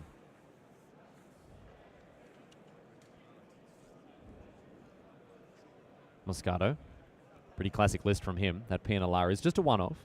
3 Kari Zevs there. And the 7 Glory mana, Bringer also a singleton. So he's going to have to survive this attack. And with whatever he drew, he needs to stabilize. So another Champion of Wits now, drawing 4 cards, discarding 2. So hopefully Bonda can find the tools he needs to move forward here. Discards a Scarab God.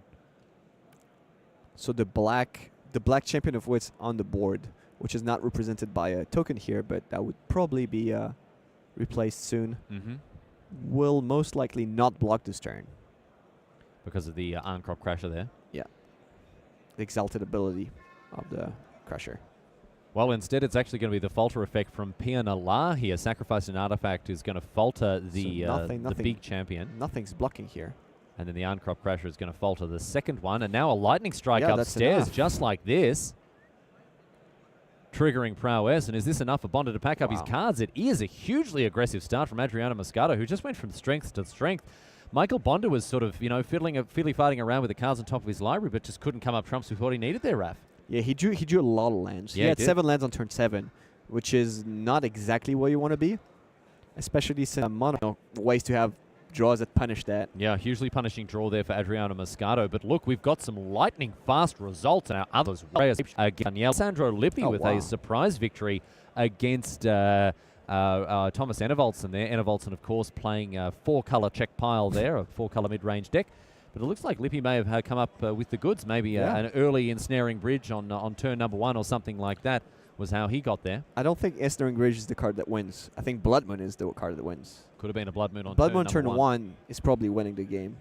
before they get a chance to fetch up that swamp, that island there. I'll just play Desert Shaman. Anyway you slice it, Lippi has got come up with the goods here. So the Italians with an early lead in the semi-finals here, and all of the players, of course, shuffling and mulliganing. We are on mono shuffle cam. I do apologise for the brief and intermittent delay in here. And you'll notice, Raf, that both players are looking at their opponents' deck lists. Yeah, I think they had access to it before the game, Yes, they would have. but they want to make sure that maybe they didn't have enough time to be sideboard again. Well, So the reason for it, I suppose, for those who may be wondering as to why this happens, is because, of course, we've had a full weekend of coverage. We've had both of these, all of these teams featured pretty heavily throughout the weekend, and so for any of their friends or family who have been at home watching, of course, we want to make sure it's an even playing field and that both teams have access to an equal amount of information. And so for that reason, to make sure that there isn't any uneven, playing fields for either of these players, we do give the deck lists out to both teams so they can they know exactly what's up. All the sideboard tech and everything is completely transparent, and that's just the way forward to keep things as fair as possible. So, yeah, after 5 minutes, only 5 minutes, all game ones. All game ones have resolved themselves here. So That hasn't happened much this weekend. no, we've had a lot of slower games here, a lot of unintentional draws across the entire tournament. But let's have a chat about what's going on with the sideboarding here, especially when it comes to Modern. Looks like we're going to stick around here for quite a while. Jund was not able to win game number 1, which is what you anticipated there, Raf. Mhm. But now with 4 Fulminator Mages being brought in on the play, things get a lot better for Carmine Daniello. If Carmine has pressure on the board, when he starts playing his mages, then the game is probably going to go his way. So he's looking for a Thoughtseize into a Tarmogoyf into a Fulminator Mage. Yeah, that's usually the way Junt wins in that kind of matchups. If he's only relying on the Fulminator mages, that might not be enough, because what Andreas is doing the whole game, he's just like playing lands and searching for lands. So just relying on the mages is not going to do enough. Peterson is considering his opening 7. Still seems to be debating things there, maybe having a chat with his some of his teammates. I did see that he brought in Thragtusk, so looking to be a little bit more grindy, a little bit more mid-range oriented in post-board games. Maybe rely less upon the old combo finish, less upon having those Valakuts out all the time. Yeah, because Carmine is going to try to forward left plan.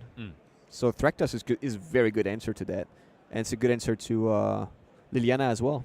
Well, speaking of good answer to Liliana is Obstinate Baloth. I mean, Carmine Daniello Absolutely. may actually be incentivized to take out his 3 copies of Liliana of the Veil in the face of the 3 copies of Obstinate Baloth that Peterson is able to bring in here. A slower start for Peterson here. Nothing in the way of an early a search for tomorrow here. And that's going to be met with a Collective Brutality. It looks like it's just going to be on duress mode. So no Summoner Pact in response. No, that wouldn't seem to be the best play, and it looks like Summoner's Pact is going to hit the bin rather than something like Scape Shift. That would be a pretty terrible play. Is there a Scape Shift hanging out in his hand? I thought I saw one, but No, perhaps it's not. It's not. No, perhaps not. Okay. So his hand is Secura Tribe Elder, Thragtusk, Valakut, a couple of lands as well. Looks like there is a Baloth hanging out there as well. I There's don't think so. No, there it's was a another Titan. card It's a in there. Titan. It is just a Primeval Titan. Excuse me. It's only a Titan. Only a Titan. Not too relevant here. No. Secura Tribe Elder, the next card to be played here for Peterson. And it's back to Daniello. He finds a Blood Crypt off the top of his library with 3 mana now. What are we going to see? Are we going to see just the old turn 3 Fulminator Mage? Would be huge if so. It would be okay, I think. Just okay, you think? Yeah, because he doesn't have pressure yet, and Andreas has lands, so he will get to 5 mana for the Thragtusk. Liliana of the Veil now, the play here for Carmina Daniello. And Andreas Peterson presumably not drawing an Obstinate Bailiff in the meantime. That would be an absolute dagger, however. You first, not you first. With the slow roll. Me first. Okay, first. Both players obviously going to hang up at exactly the same time here. Thragtusk hits the bin. And the freshly drawn Blood Crypt, not of interest to Carmina Daniello. No sacrifice from Sacred Tribe Elder, who's going to hit Liliana with his wet snake paws. Mm-hmm. Give her a little bit of a sharp lesson here as another Secure Tribe Elder comes down. Goes up to 4. Another discard here for Daniello and Peterson, whose hands are slowly but surely being chipped away at. But next turn, Titan is going to hurt a lot. An Escape Shift discarded, in addition to a Verdant Catacombs for Carmina Daniello. He must have the lands that he needs to continue. He's discarded 2 lands in a row. He's obviously wanting to get to 4, maybe deploy one of these Bloodbraid Elves in his deck. See what his plan is moving forward. If he's not catching up on the aggression, I think he's going to fall behind. Another Verdant Catacombs sends him down to 18. This Liliana being, held at bay a little bit at least by the Secure Tribe Elders.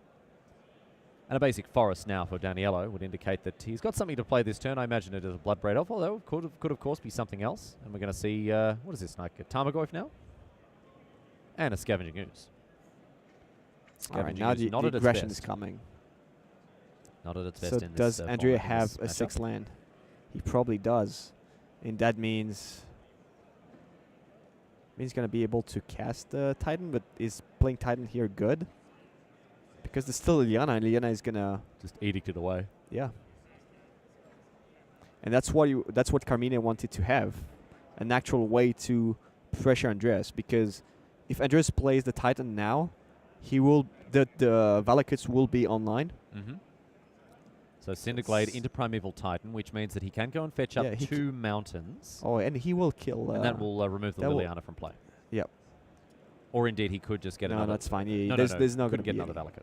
There's not going to be any edict. We do have another result from you for you from on the back table. Enervoltson goes down in straight sets. Alessandro Lippi that was not what I expected. Has done very well indeed to push himself over the top here. As we see Carmina Daniello counting up those mountains. And that means 2 lightning bolts sent the way of Liliana of the Veil. But it looks like a couple of quick blood moons were enough to forge a victory for Alessandro Lippi. He'll be very happy with that, especially given the fact that he wasn't facing off against a Delver deck, the natural prey of the Prison deck. Here's a Dreadbore to take care of that's very good. That Primeval Titan. And then it's going to get eaten up by the Scavenging Ooze. Yeah, the only way he would not kill Liliana was if his 6th land was the 2nd forest of his deck. But since it was a mountain, Cinderglade, he managed to had double trigger from So Valakut. 9 damage to Andreas Peterson as he goes down to 11 here. Oh wow, that's a great draw. And a Summoner's Pact That's off a the sick top. draw. Look at this. So another Primeval Titan now is going to be cast for 6 mana. Killing the... So he's going to get another Valakut and a mountain. So that's another 6 damage divided as he would choose in batches of 3 here. I would say Valakut and mountain is better than double mountain. Because then every mountain off the top is 6. So yeah, and also that dodges the Fulminator Mage. The single Fulminator. If Carmine draws the Fulminator Mage and destroys the only Valakut, that's probably not great. So we've just seen the damage divided between these 2 creatures here, which would indicate that Peterson has another mountain. Yes, he does, in the form of Windswept Heath. So he had the other land. He drew like all 2 lands and perfect.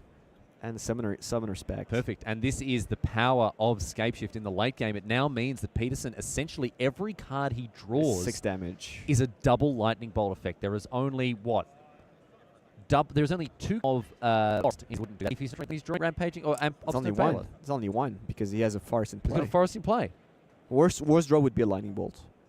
Yeah, it's funny how a lightning bolt would be worse than just a basic mountain in this situation, but that's the way that it goes. Looks like there is a judge call right now. Valakut would not be great. Okay. Also, Valakut isn't going to trigger it, but that'd set up for future 9-mana plays there. But even something like a Farseeker or Surge for Tomorrow, even a Secure Tribe Elder, these are all going to be double bolt effects. So it seems to be a judge call going on right now, and I'm not 100% sure what it could be about here. Didn't seem to be. Maybe about where these lightning bolts Or maybe were being if he sent. played a land this turn. Did he play land?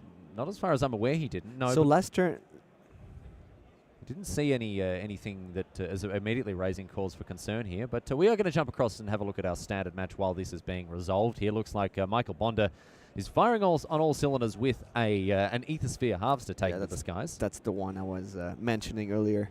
The one that will make the difference. And a straight-up race here. Looks like Moscato wants to take his opponent to task here. But Bonder has got a ton of energy, and he's going to be able to really buffer that life total. Still at a very healthy 17 here. The Scarab God, Scry Trigger. No interest in that, says Bonder. Draws an island. Look at those beautiful islands he's playing. Here we go. Vraska's Contempt in hand. I would say Bonder is odds on to win this one here, Raf. He's in a pretty good shape. He has energy to have the second black mana to cast the Vraska's Contempt that he has in his hand, and he's not facing too much pressure. No, not at all. Kari Zev and the lone Thopter there facing off against Aethersphere Harvester, which is excellent in this matchup, and the Scarab God, which is excellent Ever. Full stop. Yeah. Notice that Adriano has a Scavenging Ground,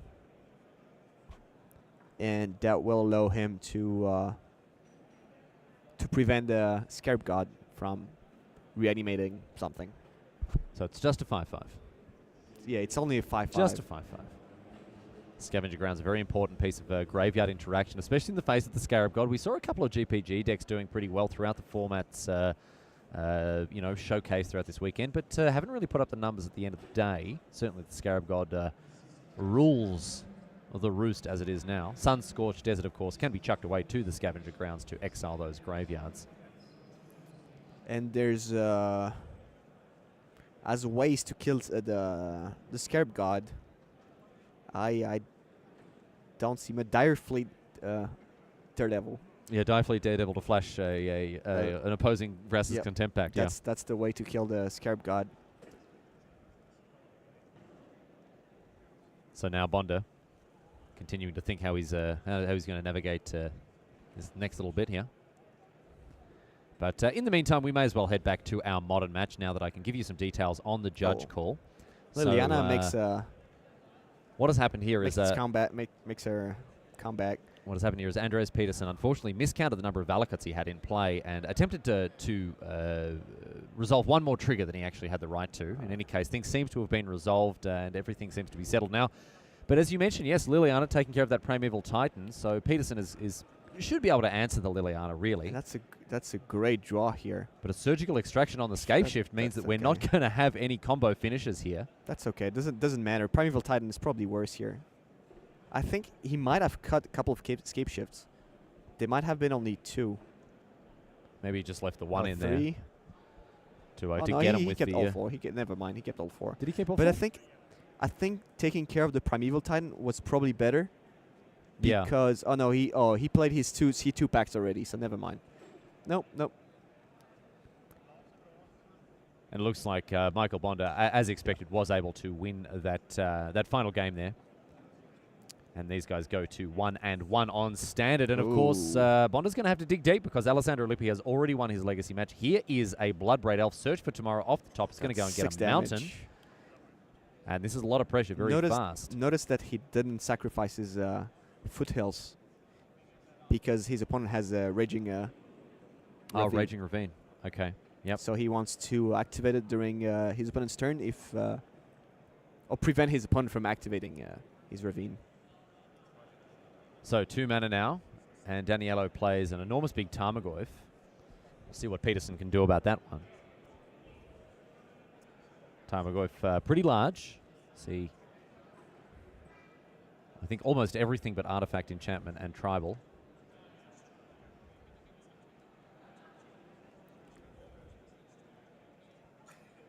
All right. So now Bloodbraid Elf attacks past this this Tarmogoyf, which was recently slain here. And now Daniello down to 10 after having fetched away. So saving 3 life here. Here's Raging Ravine, but it looks like this little wooded foothills is going to, well, ping Peterson down to 9, but also a mountain here will be enough to finish off this Raging Ravine. So worst card would be Forest here, and everything is a live draw. Yep, more or less everything here is it should be getting pretty close to sealing the deal, because Daniello is down to 7 now after the second Lightning Bolt trigger goes upstairs, and a Secure Tribe Elder is enough to seal the game once and for all in the favor of Andreas Peterson, meaning that as we've had quite a few times throughout this weekend, Raphael Levy, we are heading over to our standard table to resolve things once and for all. Michael Bonde on blue-black mid-range, facing off against Adriano Moscato on mono-red. These players are heading into game number 3, and the result of this game will determine the outcome of the match. If the Danes want to keep the title of a European Team GP winner, Michael has to win the next game. Yes, Thomas Andervolten and Michael Bonde did famously win GP Lyon in the lead up to the the World Magic Cup in Nice. And here we see a pre-game handshake heading into the final game of this match. I love the pre-game handshakes. You love it? I love them. You all about it? I love them. You shake with both hands, don't you? I You get shake the right one, and then the left one out there like that? I shake after game 1. Yep. Oh, yeah. That's the best. Good game, good Gennady handshake. Put your foot across the table, shake feet as well? No, just hand. No, you haven't done the foot shake. It's the latest technology. All right. It's the latest thing out of Paris. I'll let you do that. Yeah, no worries.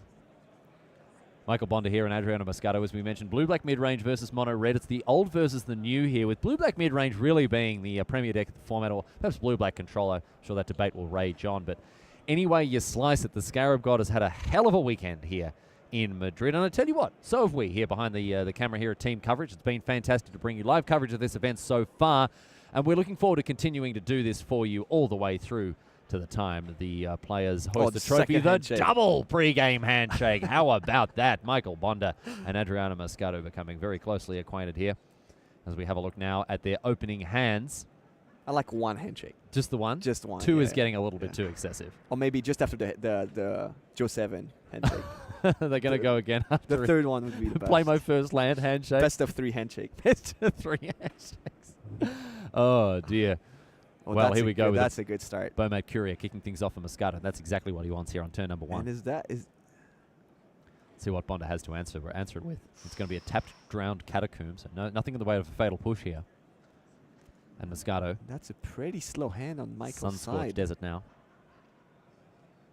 2 cards under the...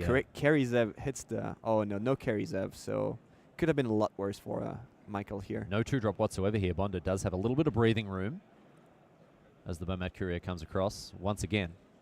Down to 17 thanks to that Sunscorched Desert. And I can tell you now on the back table, we do have a result. We may hold off on announcing that just for now, but we do indeed have a... We do indeed have our first finalists announced. If you want to get across that, of course, I'm sure you can jump online and find the outcome there. But if you stay tuned to coverage, you'll find out before too much longer, of course. We don't want to spoil the fun. And we're not going to say that they won. Whoever won. Whoever won. Yeah. We're not going to say it. Not going to say it. So, Bonde plays a land, has a think about it, says go. Back to Moscato now. He's wondering either he should play Essence Scatter or Siphoner. Keep the mana for Essence Scatter. I'll play his Siphoner. Well, let's see what Moscato is going to do with this turn. No haste creature, it would seem, with a Bomat Courier coming across. What have we got? Maybe a Pia Nala? Seems to be a little flood. He's got 2 more lands in hand. No play? Wow. Mate, what are you up to? That actually doesn't work for Michael's plan, because he wanted his opponent to play something. Because now his Essence Scatter is going to sit in his hand for a while. Wanted to use his mana here. Bonde. Kind of is. I mean, he'll still be happy to get a bit of extra breathing room now as the Champion of Wits comes down. It's a dangerous play to make given the fact that Hazoret could come to play next turn. But Although she's not going to attack, has- and maybe there'll be a Vraska's Contempt in Yeah. time. There is one. So maybe he's going to discard his Essence Scatter or his extra lands. Or maybe Couple of he extra wants to lands in hand, discard a creature to bring back with the Scarab God later. Well, there are Champion probably going to be some casualties in the next few turns. So 2 cards are going to be discarded here to the Champion of Wits.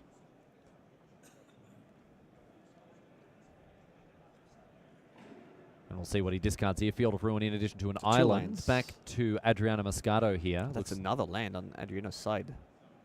So Scavenger Grounds. And we are going to see a follow-up here. 4-drop. And a you'd imagine it Chandra, would be, yep. well, a Chandra Torch Defiance. Flame Slash that 2-1 out of the way. This Beaumont Curry is getting out of hand here. Getting very big. 4 cards, so next turn is going to be... It's going to be a lot of cards for this little 1/1. Yeah, the mail always gets through. 5 damage. I think... No, 4 damage, sorry. The 5th damage was came from the desert. 4 cards in the postal sack there. Back to Bonda now. How does he want to press forward? Still has that Essence Scatter in hand, a Glintsleeve Siphoner as well. Without any Fatal Push or a Moment Craving.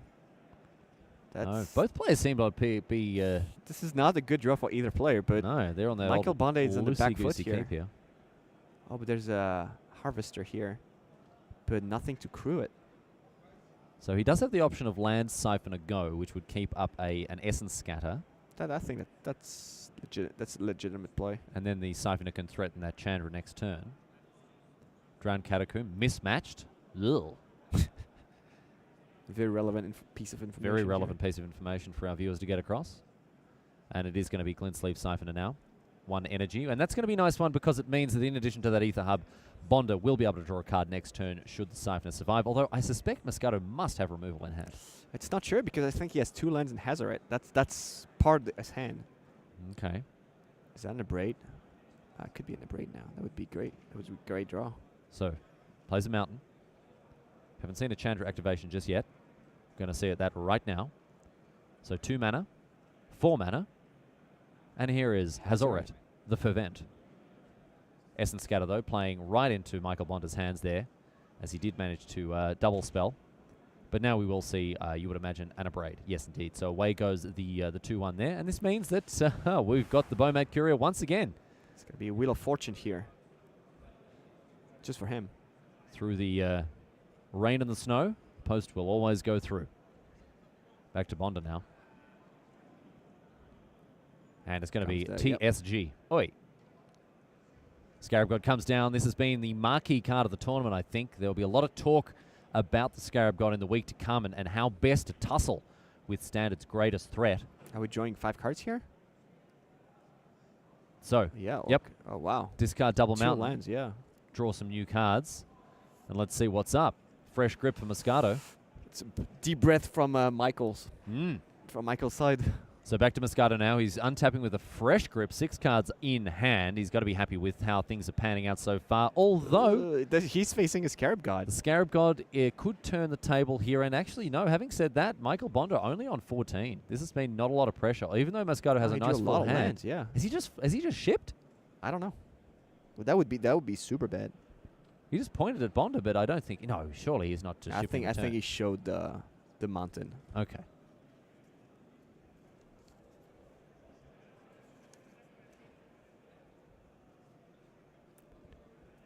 And now, Moscato having an animated discussion with his teammates there. You can see he's fluent in Italian Sign Language.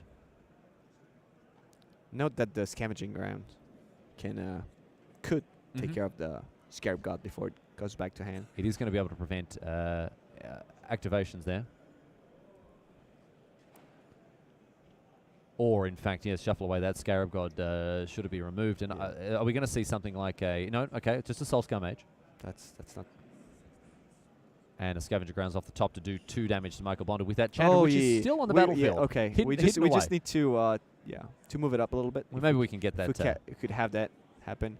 I kind of forgot about that Chandra. Yeah, it was kind of pushed away. Oh yeah, that's not so bad. Is it? after all. Scarab God on Michael's side. Okay. Oh, there's also Chandra. All right. Yes, yes. Just see her just poking out of the bottom of the screen there. Yeah. Torch of Defiance. We've seen her played in all the formats this All weekend. right, all right. Here we go. Not only in seen Standard, but Modern? also in Modern and in Legacy. I've seen Modern. Oh, yeah. Which deck? I think Junda's playing a couple on the board every now and again. Okay. That's not great. By Mercuria. Not a great follow-up play, so just a couple of measly little 1/1s here, and Adriano Moscato tapping both lands to different directions while still piled on top of each other. Moscato, my friend. At the end, are you giving style points at the end? Oh, like, yeah. Like at the skating. Yeah. Figure skating, You know how Olympics. in like in sports ball, misconduct on the field will result in like match pay being removed or being like they get a fine. Okay, yeah. Oh, yeah. Are you gonna find? I would look into this. I would strongly advise that we look into start punitive measures for those who are for mistapping and mismatch basics. So an attack from Michael Bonda here. Yeah, the Scarab God's really getting it done here. And now the thing is, Adriano has to keep 3 mana up to activate his Scavenger Grounds. Otherwise, if he taps out, he gives a window for Michael to reanimate something, get a 4/4.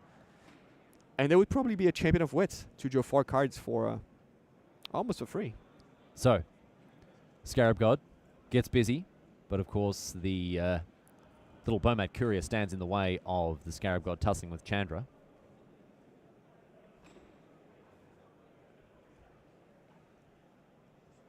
But that doesn't matter because Bonda has the answer in the form of Vraska's Contempt. So away goes the Torch of Defiance, gaining Bonda 2 life, buffering that life total. Very important in the face of Mono Red. On 14, Bonda doesn't look to be in too much trouble. The sequence was great here. Mm-hmm. So he waited for his opponent's upkeep to do it. He didn't want to do it during his turn because if it did that, then he would have left a window for Adriano to use his Scavenger Ground at the end of turn. So now if he wants to do it, he has to tap 3 mana. Has to do it in his turn. And he did not leave him activate his Chandra during his turn, obviously. Sharp stuff here from Bonda. Really gaining as much value out of those activations as possible, out of those cards that he's got. Here's an Earthshaker Kenra now. So a little bit more damage coming through. Bonda knocked down to 11. Moscato ships. So an active Scarab God still dueling off against this Scavenger Grounds. Some breathing room. Man, a counter backup. Is that Golden Demise? Golden Demise off the top here for Michael Bonda. So that's just that's a 2-for-1 clean as they come. I wouldn't say that because there's the Eternalize Okay. from Kenra. I don't think. And Soulscar Mage also has prowess. Yeah. All right. Aethersphere Harvest to the play instead for Bonda. And a couple of energy. Up to 5. So let's have a look at what Moscato can do about this. There's a window here to use the Scavenger Ground. Is this what we're going to see here? Yep. Yep, we're going to see an activation of the Scavenger Grounds. Away goes the Sun-Scorched Desert, and that's going to be enough to empty out those graveyards for the first time. There's another land, I think. These Moscato. monsters are beautiful, but they are too beautiful around. Too many of them. Too many of them. Too much beauty for one man. Quick look at Soulscar Mage there. Prowess trigger, or prowess creature that can also, it's one of the ways to get cards like Hazard off the battlefield. And there is another Chandra. Dings in for 2. And it's back to Bonda here, who gets to untap. His Scarab God has been a little anemic when it comes to bringing back zombies here in the face of Moscato's surgical precision with those Scavenger Grounds. A creature here would be amazing on the Michael side. To crew the Harvester and the attack. Harvester up. Yep. Buffer that life total. Well, a couple of cards in the grip here for Michael Bonda. What's he working with?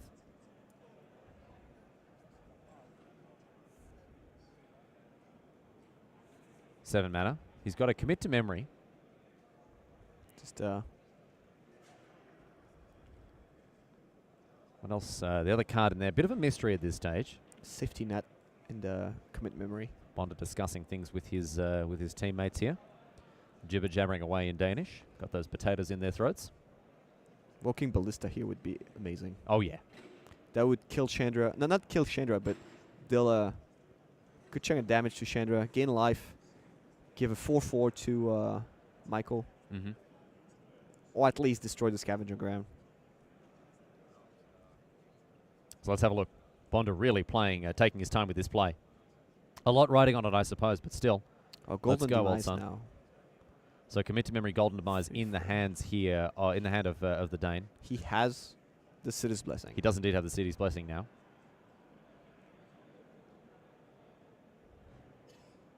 No, excuse me, just 9. Just 9. He doesn't? Doesn't have the City's Blessing. 3. Oh, Just he 9. does not. So he does not kill Chandra. He cannot kill Chandra here. That's... We're going to see the Aethersphere Harvester get across, however. Gain him a little bit of life. Bonda goes back up to 12. Oh, and now he Chandra can. down to And 2. now he can re. Oh, there was something amazing he could have done. For 4 mana, he could have taken back the Canara Uh-huh. and attack with both Chandra. Moscato didn't have the Scavenger Ground activation? Oh, he could, but then he would have done that Yeah. on his turn, and like he would have destroyed the Canara at the same time. So now he's still facing the Canara. See, Bonda would have just removed the Yeah. Kenner from contention. But now, yeah, it's about the same thing now. But at least he wouldn't have the option now. The option here. So Moscato thinking about it here. Okay, he's doing it now. All right, that's about the same thing. Yeah. So at a stage where Right, Moscato right. isn't able to. He's just going to do it in his upkeep. Well, he could have done it on his turn. So better play by Bonda. Yeah. Because now he's stepping the. He's mana all on the he's all hills. across it. Yeah. And another land here for Moscato as he goes upstairs with Chandra and finds another land. Oh. And it's going to be too late now. I mean, he's playing a ton of mountains, but still, he's drawn about half of them. And now Michael has the safety net in Mm. commit memory. So Commit to memory is going to be very big here. So and now we- he's going to take care of Chandra, gain 2 life, going up to 13. I don't think there's a. and what's Moscato's path to victory here? It's going to be very difficult indeed. He doesn't have any pressure of any kind, and even something like a Hazoret off the top can is something that Bonda can deal with a commit to memory. How about Bud Career? By Mercury. It was not a laughing matter at the beginning of the game. No, but right now it's no good for Adriano Moscato, and Bonda just says, "Yeah, sure, buddy. No worries. Fill your boots." Card off the top here for Moscato. How about that? If he manages to kill it, or if he cash in the cards, Mm. Bonda can take it back. Can take it with the Scarab God, and he has the red mana. And he too, can so activate he its can- ability as well. Oh dear, Fetid Pool's being and cycled here for Bonda. Rescue's Contempt. This is snowballing out of hand here. Yeah, it's a bit of a nightmare here for Moscato. All of his worst dreams are coming true. And the Scarab God cruise up the Aethersphere Harvester. Bonda looking to really preserve his life totally. Doesn't want to fall too far behind, so he's going to be back up to 15 here.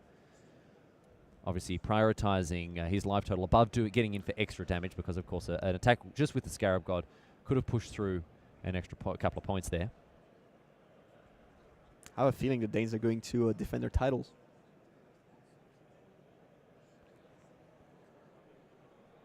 So now, Bonda in a commanding position. Moscato, half the lands in his deck on the battlefield. He's playing 18 mountains, and I think we've seen 9 of them at least. Gloria Bringer in hand for Moscato. Raph, does that change anything? I do not believe it does, because Michael has, I think, a Rescue's Contempt and a Commit Memory in hand. So Bonda just has all the answers anyone could want, anyone could hope for here. And those answers are fantastic against more or less anything that Moscato could hope to play. From Hazoret down, they just answer everything very cleanly. 4 mana, which one are we going to see? Up to Thras's Contempt. 17 life. That's 17 life, sitting behind an active Aethersphere Harvester. Oh, but Moscato, send a message, mate. Get in there. The Bowmat Courier pings in for another one. Bonda down to 16, draws a card. It's not another Vraska's Contempt, is it? oh, it might be. Let's see some attacks now from Bonda. Oh, it's a Gearhulk. Oh, Torrential Gear. So effectively, yes, another Vraska's Contempt. How about this guy? So Vraska's Contempt targeting the Bowmat Courier. It's going to be exiled. Okay, well, it's gone to his graveyard as it was sacrificed instead. Crew up the For Aethersphere 8. Harvester, getting for 8 here. Moscato down to 9. Now he's threatening lethal next turn because, well, the Momat Courier is going to have haste. He can It's good. bring back that Bowmat Courier Yeah, with attack. the Scarab God. Is Michael Bonda with blue-black mid-range going to win off the back of a Bowmat Courier? Adriano Moscato. So would you give an extra style point with that? for He's that? on the ropes, and that is that here for the Danish team. They've found their way into the finals and will join, ladies and gentlemen, the team from Great Britain, Charles Elliott Oh, Tamby, wow. Okay. Christoph Green, and Ben Jones. As we bring it back to the booth, ladies and gentlemen, with myself, Riley Knight, and him, Raf Levy. The finals are just minutes away, and things are really going to heat up as we get across them, my friends. Not only do we have this Danish team back-to-back champions, well, hoping to be back-to-back champions at least after their victory in December in Lyon at the last team event here. They're playing Scapeshift, playing Mono Red Prison, and also playing Blue Black mid-range. And these decks have proven their mettle across all formats. Unlikely. He's not playing red. He's not prison. No, sorry. Alessandro Lippi was playing prison. He's playing. Playing four-color check pile, playing mid-range. Unexpected choices, at least in modern. I would say Scapeshift hasn't been at the top of the modern tables for quite a while, but I like this choice. with I really Bloodbraid like Elf, it. I really like it. Talk to us about Bloodbraid Elf in the Scapeshift deck. So it's especially good now, since, well, this deck might be under the radar before the might have been under the radar before this tournament. But thinking that other teams would line up Jund, this deck is perfectly fit to beat Jund. And we've seen that the whole weekend. Scapeshift have been beating Jund the whole time. So Bloodbraid is a very good addition to that deck. And it seems to be working out for them. I haven't seen any other player playing Titan Shift.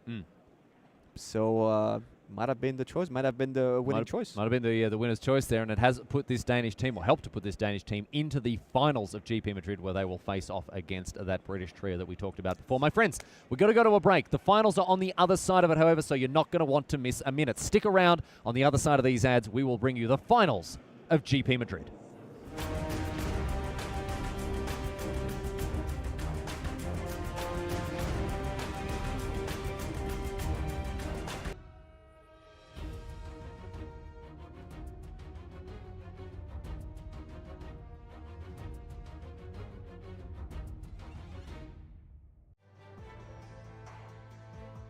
Head down to your local store and buy a box of Rivals of Ixalan to receive an Alt Art Foil Rare Captain's Hook.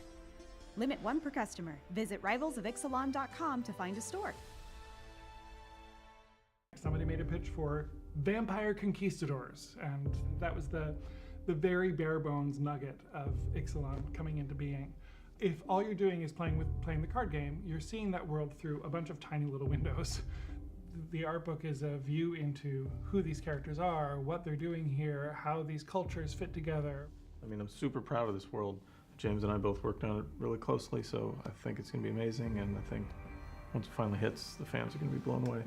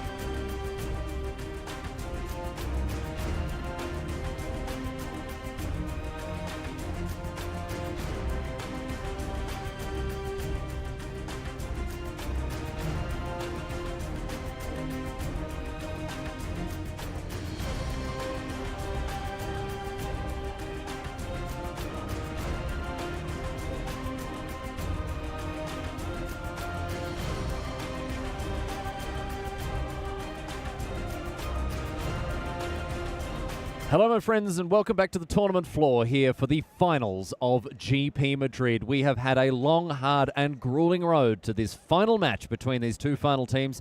But Raphael Levy, it all comes down to this. We have a team of Danes. They have won the previous Team GP here in the EU in Lyon just a few short months ago, and coming up against them, a team of Brits. We are going to have a look at the decks here that both players will be bringing to bear. Can you give us a quick overview of what the British team is playing? So they're bringing Grixis Shadow as their modern deck. They're bringing Eldrazi as their legacy deck.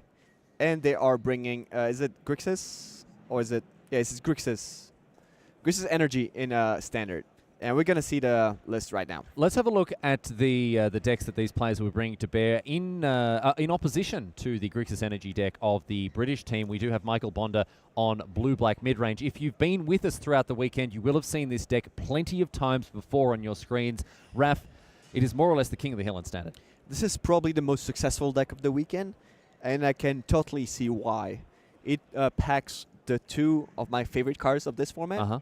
The Scarab God, which is absolutely uncontested in this format. It's just the best card. It just piles up abilities, 5/5 for 5, reanimates creatures, cannot die, scries, deals damage, does everything. And alongside the God, Clean Sleeve, Siphoner. These two cards really have just done so much work throughout the entire weekend as limitless value engines, and they've helped Michael Bonder get there. But he is going to have to overcome Christoph Green's Grixis Energy list. Now, this is playing, obviously playing the Scarab God. It's also playing Glintsleeve Siphoner, but Raph, there are some key differences because of the red splash as well. It's packing more removal and probably a little less versatile. Versatility? Versatility, yeah.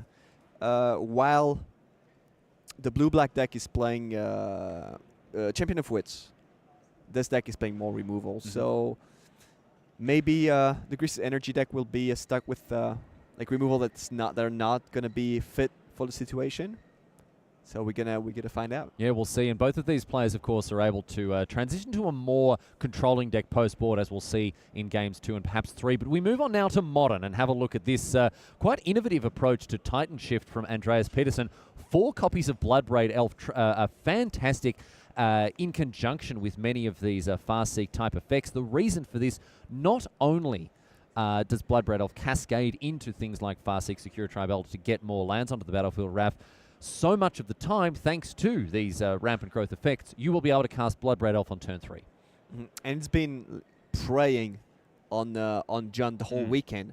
Now it's going to face another challenge that I think they've played each other during the Swiss. Almost certainly. I'm not sure who ended up winning. But Grixis Shadow is, I think it's a challenge. Yeah, Grixis Shadow was once the de jure best deck of the format, and Titan Shift has got its work cut out for it here when going up against Grixis Shadow that Ben Jones will be attempting to hustle and bustle with here. This is the more combo-y version with 2 copies of Team of Battle Rage in addition to all of those cheap threats that hit hard and hit early. Thoughtseize, Stubborn Denial, of course, backed up by Kolaghan's Commander. Some excellent interaction. 4 copies of Snapcaster Mage to do it all, 1 Mulgeen.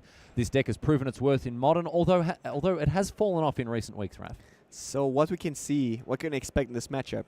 So the only counter spell in Ben Jones' deck is Stubborn Denial. That would deal with Cape Shift, but that would not deal with Primeval Titan.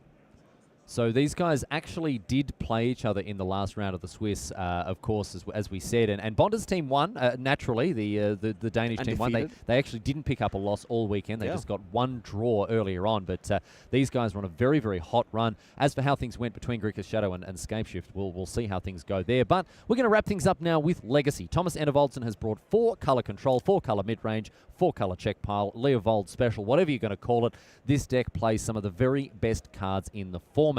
But unusually, especially in contrast to many of the Delver decks that see so much play, this has a much higher curve with plenty of 3-drops. He is going to be up against his opponent here, Charles Eliatamby on Eldrazi. This list, not I don't want to call it a fringe list, Raph, but it's certainly not as popular in Legacy right now.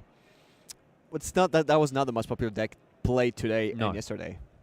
That's for sure. No, and it plays that classic Eldrazi curve out there, inspired, of course, by Eye of Ugin and Eldrazi Temple. That is the way that one goes there. The players are seated and in readiness now, so my friends, it is a very exciting time for us here at Team Coverage because we get to bring you the final of GP Madrid. Let's head down to the feature match area right now and get underway with the very last match of this tournament. Let's get to it.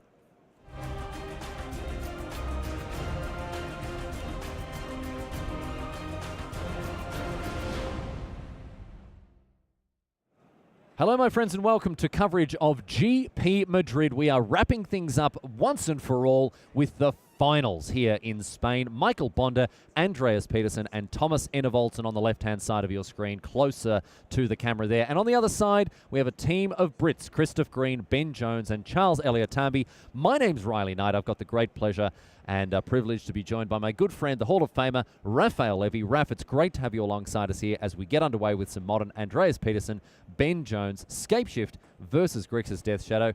Who are you favouring in this finals matchup? It's hard to say. I would say Scapeshift, but I could see the game going either way. And since the Danes are first, I'm playing first on every single game. In every single game, I would say the Danes are favorite. Things are going to be very important there, that the fact that the Danish players are all going to get to go first. But now we have an Inquisition of Kozilek taking care of that Sakura tribe elder there. And we are going to see how things move forward previously. Right now, previously, I should say here, this team has they've come across each other before, these two teams. They played each other in the Swiss.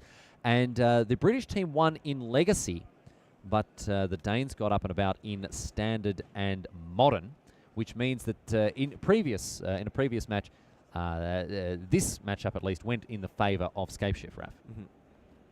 All right. Ben Jones taking a lot of damage from his lands, which is kind of what he wants to do. The kind of the point of this deck here, as we see a Thought Scour, being both a Snapcaster Mage and a Stubborn Denial. He's going to draw a card from that Thought Scour. And we'll see what he wants to deploy here. It looks like it's going to be a Delve creature of some sort, whether it's a Tasiga or a Gurmag Angler. It is All Rise for the Banana King. Here he is. The Golden Fang comes into play. I think in many cases they do prefer to have the Gurmag Angler, as that activated ability is not generally too relevant, whereas the 5th point of power often is. But anyway, you slice it here. Not a very timely search. No, more like a search for yesterday, really. As Peterson fishes out another basic mountain here. And a Serum Visions now from Ben Jones. See what he can find as he will start to swing in with this enormous beater. Just the 1 mana 4/5. And the worst 1 mana threat in his deck also. The 1 mana 4/5 is just about the worst 1 mana creature in his entire deck. So now he's going down to 12 life. And he could play a 1 mana 1/1. A 1 mana 1/1. Street Wraith is going to make it a 1 mana 3/3 if he does indeed have a Death Shadow. Now it would be a 1 mana 3/3. Took people quite a long time to wake up to the power of Death Shadow. It was in the format for a long time before it actually started to be leveraged as one of the tier 1 strategies in Modern. But Death Shadow certainly has made its mark on the format and seems to be here to stay as the Thoughtseize picks off that Primeval Titan here. Scapeshift in hand for Peterson, but not enough lands for him to enact that combo kill that the deck for which the deck is so very famous. It's not very far from it. He just needs like a search, anything to search. Tapped Steam Vents. Tasiga comes across. A Farseek would help him fire it on the next turn. All right. Well, let's see what Peterson has here. You know what would be awesome here? Blood Red Elf. Oh, yeah. Yep, pressure, plus a bit of extra action here. Valakut is the play, so Peterson didn't seem to come up with the goods. But he can still draw a Farseek next turn. Because he would play his 6th land, play the Farseek, and have 7 lands for he doesn't actually need the land to be untapped. No, because he would have 6 mana to be able to cast them. Even a Sakura Tribe Elder would do it. Search for Tomorrow would do it. Search for Tomorrow would, because it puts into play tapped, untapped. Yep. So any of those land search spells will do it for Peterson here. Let's see if he can find what he needs. Tasiga comes in once again. Encore performance, knocking Andreas Peterson down to 12. It's going to be joined by a Death Shadow as well, a little 5/5 for 1 mana here. Or sorry, even less. It's a bit bigger. Less life here for Ben Jones. So 7/7. 7/7, one mana 7/7. Archetypical of this deck here, an emblematic threat for the Grixis Death Shadow list. And Oh, Peterson, it's a bolt. Oh. Peterson ships. So Ben Jones could be punished for some greed here. He's attacking in for very close to lethal. A Snapcaster Mage, Oh, however, into what? Into Thoughtseize? into Thoughtseize. Oh, he would be down to 4. That's exactly what. He can't go down to 3 before it would just be good enough. And as a result, Peterson has to pack them up. Ben Jones navigating that one masterfully there as a Thoughtseize presented a lethal threat with the Death Shadow. And unfortunately for Peterson there, he was unable to deploy that Lightning Bolt. As we see now, other matches still in progress. We're going to jump across to one of them just as soon as we can here. Standard and Legacy still going at it. And it's going to be the Legacy players that we check in on here. Thomas Enevoldsen playing his 4-color check pile, and Charles Eliatambi on a deck we haven't seen too much of since the days of its ascendancy, its dominance in Modern. And what was it again? Atlanta? Yeah, was the that? it's Pro Tour Atlanta. Pro Tour Oath of the Gatewatch, where we had all sorts of realities being smashed at a time when both Eldrazi Temple and Eye of Ugin were legal in Modern. Now, of course, Eye of Ugin has departed the format. But of course, the deck has gone very, very well in Legacy, as we now not only have copies of these 2-mana lands. There's also, of course, Ancient Tomb and City of Traders. So that's a 13 lands that provide 2 mana on turn 1. Yes, that's how many that Eliatambi has, in addition to the 4 copies of Ancient Tomb and Eldrazi Temple. He has 3 Eye of Ugin and 2 copies of the City of Traders. It's a very aggressive draw on Charles' side. And the Voltson is on 10 with 2 Desert Shaman. And this Reality Smasher, it's hard to deal with. And that's while Thomas Enevoldsen had a deck to beat the other Delver decks. These guys are just too big. Very hard for Enevoldsen to really tussle with a 5/5. He does have a copy of Murderous Cut in hand, or sorry, in his deck at least. Not sure if he's drawn it, but a Baleful Strix is really what he's looking for here. But on such a low life total, it may not even be enough, given the tramply nature of the 5/5 there. Endless One also another 5/5. I would say the Eldrazi deck has a little edge in this matchup because the answers are a little ill-matched. Also gets to play Cavern of Souls as well. Yeah. To dodge all the Force of Will and. Here's a Kolaghan's Command. Bring back a Leovold. Deal 2 damage to an Endless One. And Leovold, not really that good, not really shining in this matchup because the Eldrazi deck is not looking to draw cards. He's not targeting your creatures or your permanents. So he's just trying to smash. Enevoldsen is going to take that Endless One off the battlefield, so it turns out to be a bit of false advertising for Endless One there, as it did indeed have an end. And Enevoldsen is going to eat up that Endless One as well. So a double end for the Endless One. To call the ACCC here, because we've been sold a false bill of goods here. Looks like we've got a result on our standard table as well. The Brits are really getting it done here with Christoph Green beating Michael Bonder in game number 1 there. So Christoph Green with Grixis Energy has beaten Michael Bond's blue-black mid-range deck. That's the first time we see them in the bad spot, the Danes. Yeah, the Danes have had a pretty cruisy weekend so far as a Hymn to Turak gets rid of Karakas and an Ancient Tomb here. So Enevoldsen now plays a Leovold. All he's got to get through is just a 5/5 Trample Haste and this 3/2 Matter Reshaper. He can triple block. He can. That would be his out, I think. Got to go down to 1. How do you beat a 5/5 Trampler? You just triple block. Just triple block it easy. So Charles Eliatambi That's what he does. Forces the triple block here, and we're going to see there's no creature in the graveyard to actually gain life. It's going to go down to 1. So these creatures now will be... Is he taking a mana to deal 2? So no, you can't do that. You can't. Looks like Enevoldsen did float a mana here. I don't think that works. I don't think there's a time where you have the mana and you can eat the creature. because it empties at the end of the. Yes. No, it doesn't look I don't like think that works. Enevolson wasn't able to do it here. I think he wanted to keep the. I don't know. I don't know why he wanted to keep that. That was a way to deal 2 pretty easily. So, Enevolson on 1. Charles Elliott-Tamby on 20. Life totals don't come too much more lopsided than this in a regular game of Magic. And right now, it's a him to Turak, getting rid of that Eye of Ugin. Back to Elliott-Tamby, who is once again He has going to to block force in game the chump block here. Away goes the Reality Smasher. Enevolson up to 3. And he has to find something here. He has to find something to deal with this 3-2, or it's going to knock him out right here and right now. And That'll be a clean sweep of wins for the Brits in games number 1. And even then, the. Oh yeah, I was about to say he would net a card, but not with Jace. Jace the Mind Sculptor comes down and does what it does best. Eldrazi Mimic. It's two creatures. So 2 creatures. Jace can return one of them, but the other one's going to be difficult to deal with unless he can find something here. Couple of cards in hand for Enevolson. I don't know if they're what he needs. I think there's a Force of Will, which is very much irrelevant in this. As a Strix. 2 mana. Strix would be pretty good here. Baleful Yeah. Strix is a great one here for Thomas That's Enevolson. one of them. Oh, it's a lot of Force of Will. Draws a card. Is it Flusterstorm or a Snapcaster Mage? And now Jace is going to Brainstorm. Enevolson confident that he can get to the to the end of his opponent's next turn without an unsummon effect from Jace the Mind Sculptor. He needs to find a way to grind back, because if he just keeps chum blocking or trading, he's not getting back. And he's dead to a Smasher. Polluted Delta takes That's Enevolson 2. down to 2. So he needs to have something else, because otherwise he could just block the Smasher and take 2 from the Mimic if Charles doesn't draw a creature. Enevolson goes and fetches a Volk after So having he probably has something.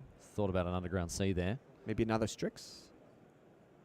So shuffles away some of those cards here from the Brainstorm. And he's found a Oh, Preordain. that's why. Ooh. All right. And a Edict. Diabolic Edict off the top. There we go. That's nice. That's okay. That's well, it's better than nothing. It's better than nothing. Better than nothing. It's going to get rid of that Eldrazi Mimic at least. Or the other guy. Or the other guy. Now, of course, he has to do it in his opponent's turn in case that reality, in case the Mimic gets something worth countering. And here's a Thought Not Seer. Another threat for Enevolson to overcome here. And it means that the Eldrazi Mimic is also going to be huge. So, Diabolic Edict in response. That's gonna kill the Smasher. The Reshaper. The Reshaper.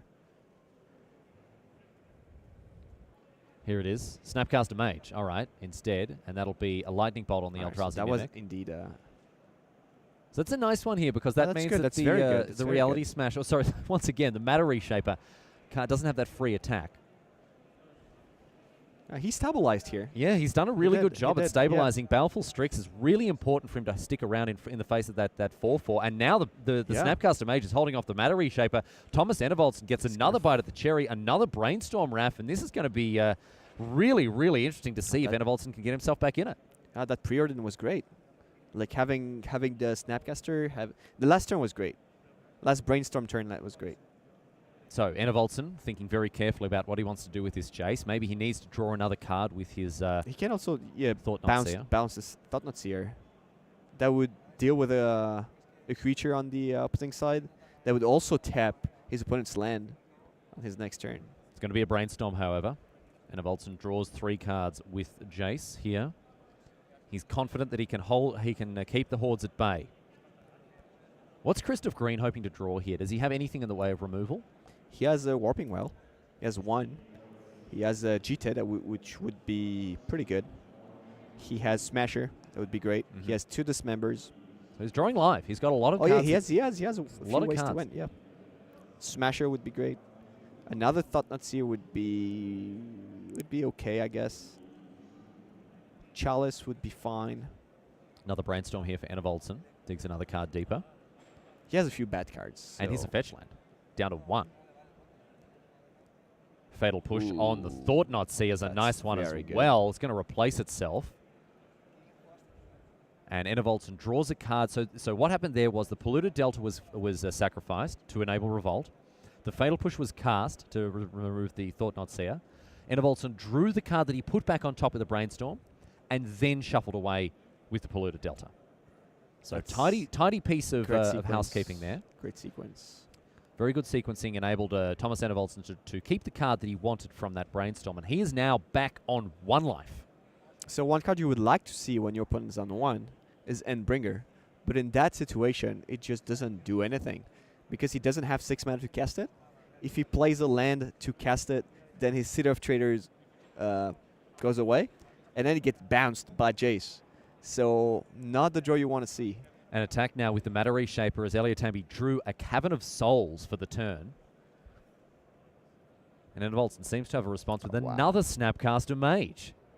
This game is getting out of control for Christoph here. And Kolaghan's Command is a fantastic one for Enevoldsen, as it's going to be a straight-up 2-for-1 here. 2 damage to the Matter Reshaper. Let's see what other ability he wants to activate Death here. Shaman. Bring back a Leovold Emissary of Trest. Ooh. Oh dear, Reality Smasher in hand now for Eliatambi. And it looks like things are tending to go the Danes' way here, not least of which because Andreas Peterson has also won his game against Ben Jones. Why wouldn't you play the Smasher here? Why would you keep it during your turn? If it gets bounced by Jace, it's still fine. I mean, you just get rid of 1 counter and you 1 loyalty counter, and you don't have your opponent brainstorm. Well, Eliatambi has chosen to keep it in hand. Whether that is a mistake or not will remain to be seen here. And if your opponent has Diabolic Edict, he's gonna do it anyway on your next turn. So 3 cards off the top now for Enevoldsen. Another brainstorm for him. Pretty quickly replaces the 2 that he needs to there. He's a man with a plan. 2 mana. We know that he's got Leovold in hand. Looks like he's going to open the account with something a little different, however. See what he's got. I don't know how this deck has managed to fit basics into its list. it's only 4 colors. Come on. Come on. Well, what are we going for here? Tomo? 3 lands. It is the Emissary of Trest. Captain Handshake. Down he comes. So now, Enevoldsen can quadruple block to prevent a Smasher. smasher here. And a Baleful Strix, a nice follow-up play. So does Eliatambi just slam and jam? Well, I could try, but that's not gonna do much. Well, it is going to be the Reality Smasher here, and Eliatambi has to pass the turn. Something he could have done last He turn. plays a Yeah. 5/5 trample haste creature with his opponent on 1 Pass. and passes. Can't attack. It's pretty sad to put your opponent down to Yeah. 1 and not being able to Oh finish dear. it. And with a Jace on the other side, you see, yeah. Very tricky indeed to be casting big 5-drops in the face of a Jace the Mind Sculptor. So when do you start Fate Sealing? I don't know if it's just yet here for Enevoldsen. He's thinking about it. Are you feeling confident enough to start Fate Sealing here? That Leovold does provide a bit of beef, and it is able to block that Reality Smash. But I tell Yeah. you what, I wish Enevoldsen, I bet Enevoldsen wishes he had a Death Ride Shaman here. Stabilize that life total a little bit here. Another brainstorm from Jace. Jace is pretty easy to play with. If you're winning the top one, and then from there, depending on how badly the game is going, you activate the lower abilities, except for the ultimate, of course. Yeah, he's not feeling safe enough to start Fate Sealing. No. As soon as you start Fate Sealing, you know the game's That closed. is just about it. the game's finished. Yeah. Yeah, it's not the ultimate that kills you, it's the Fate Seal. Here's a City of Traders and with the Numazawa's Jitte. Jitte. So what does this mean here? This means that Charles would be able to maybe win with another Smasher. Oh, is there another one? He's going to equip up the Reality Smasher here. And this is just going to absolutely go to town on Enevoldsen's board. A nice draw for Eliatambi Yeah. as we see a quadruple block here. Yeah, he could win with another Smasher. Sorry, just a triple block. It's enough combined power and toughness Yeah. there to take care of the Reality Smasher. But now, that Jitte, And then he's gonna kill the two last blockers. So if he has another Another smasher. He's drawing live. That was a great draw. Elliot Tambi on the back of this Umezawa's Jitte. Continue to push himself forward. Another brainstorm here from Enevolson. This has been the 4th or 5th time he's done it. And he's working very hard, digging very deep to keep himself in this game. Another Baleful Strix here. And he's still dead to... oh, not yet, because he needs to equip it. So he's not... Oh, no, he doesn't have to. He's the 5 of Trample is going to kill him. If he has one. If he and has he has played at least 2. So... Got to find another one. And now, Oh, Enevolson wow. recognizing what's up. He attacks. Kill this Baleful Strix. Says Elliot Tambi, but he's happy to take 2 off the Snapcaster Mage. Goes down to 18. Another Leovold, and that means that in response, the Jitte will kill the Snapcaster Mage so as to avoid drawing Enevolson an extra card. And here's another Brainstorm for Enevolson, who is just ripping through his deck. 2 cards back on top, and it is back to Elliot Tambi, and you can see that Enevolson well and truly adopting the philosophy of this check pile with the way that he's configured his graveyard. At least his lands are a little bit neater here. Back to Enevolson now, draws a card. Just sweating those draws. with that decks here. hand, yeah, I would start Fate sealing Seal. here, yeah. It's What- the Fate Seal. He has ways to deal with small creatures, and the only thing he doesn't want to see is a Reality Smasher. What a marathon game here for Thomas Enevolson. He's finally picked his moment. It looks like he's confident that the cards in hand will be enough to push him over the line now that we see a Fate Seal. A Mimic comes down, picks up the Jitte.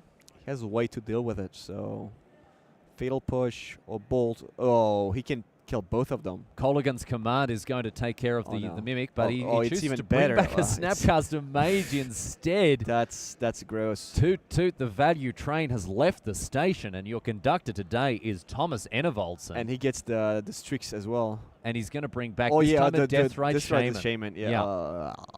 That's That's that's too much value, man. too much value for one man here. Oh, for one card, the Callaghan's Command. It was Callaghan's it was Command. a 1 for how much? One for a Squillion, I don't know how many. Another Fate Seal gets Jace up to 6 here. Enevolson with all the options in hand. What a game we've seen, ladies and gentlemen. This is the sort of stuff that the Legacy format can offer here.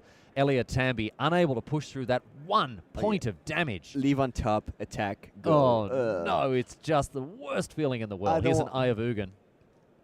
He cannot activate it yet. Not just yet. He needs 2 more lands. And by the time he gets to 2 more lands, he's going to be dead. And That that's is it. that there. Enevolson unbelievably snatching a victory out of thin air there. He'll be very, very happy with himself for having done that. Charles Elliott Tambi's just got to read him and wait, what went wrong? He just couldn't push through 1 point of damage with Enevolson on 1. There was for, wow, this at one least turn. 6 turns. This one turn where the brainstorm of Jace was crucial. Brainstorm of into the Preordain. Into Preordain with Snapcaster Mage, and that was Quite an astonishing game of Magic we saw just there, but it's time to head back over to the land of Modern now as we see Peterson and Ben Jones equalised at 1-1. Looks like Jones is getting in with a little 3-3 here. Search for tomorrow for Peterson as he continues to find those lands. it's going to be a Primeval Titan here. Are you ready? You got that feeling? I have the feeling. You got that feeling? If it doesn't work, it's fine, but Well, let's might as well call it now. get a time check here. Let's just look at our look at the microwave and see what time it is. Is it in fact prime time? No, it is not. Oh, that's actually pretty good. That's So- a blocker, and that 3 damage that leaves a lot of.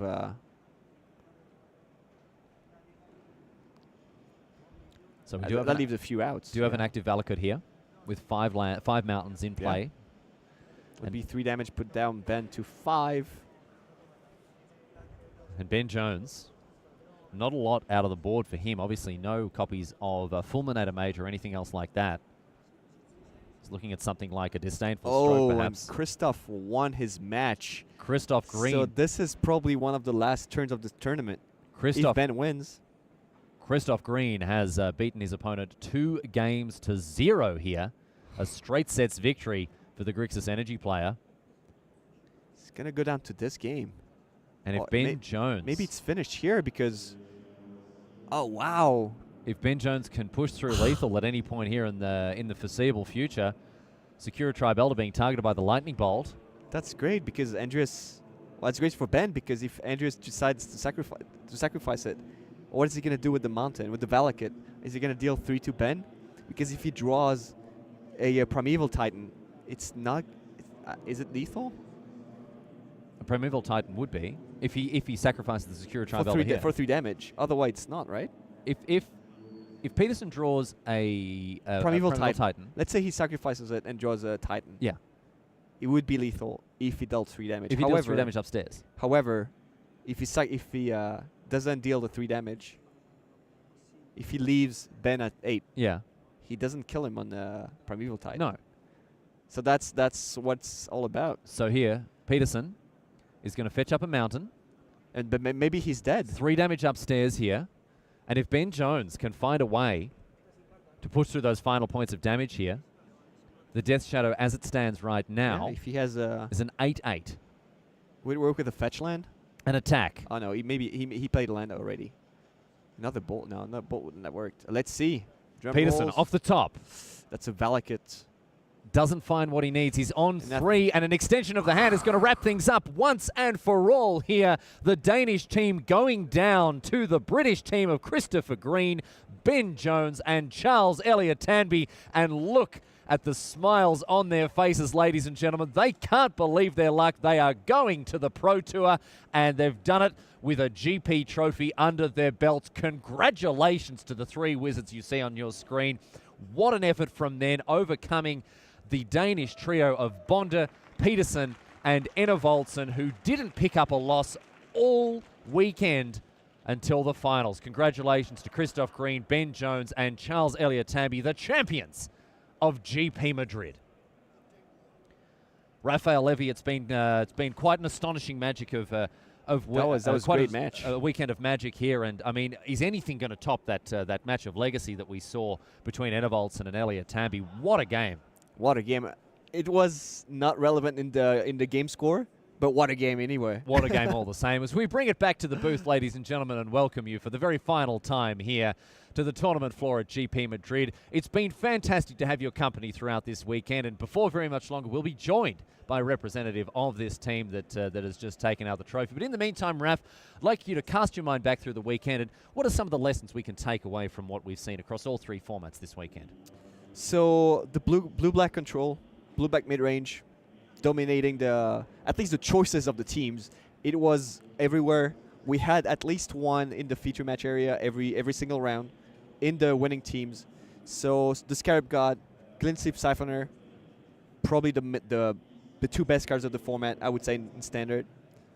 Bloodbird Elf made a splashy return in modern, but in the end, it didn't win. No. Jace did not win either. It was Grixis Shadow that took over. And in Legacy, your final thoughts there to wrap things up, Raf? And in Legacy, Eldrazi did pretty well, but Delver is still around. Yeah, Delver's still everywhere. There we go. Now, that is the way that things are for the end of this tournament here. And Raf, it's a fond farewell to you. Bon voyage and au revoir. It's been a and, pleasure. Baguette and supermarché and all that to you, my French friend. Out you go, my friend, as we are joined by a representative of the winning team here. Congratulations indeed here to the representative here who has, brought his hardware along with him. We welcome now Charles Elliott Tanby. My friend, congratulations to you on your victory. Whack that on your noggin there.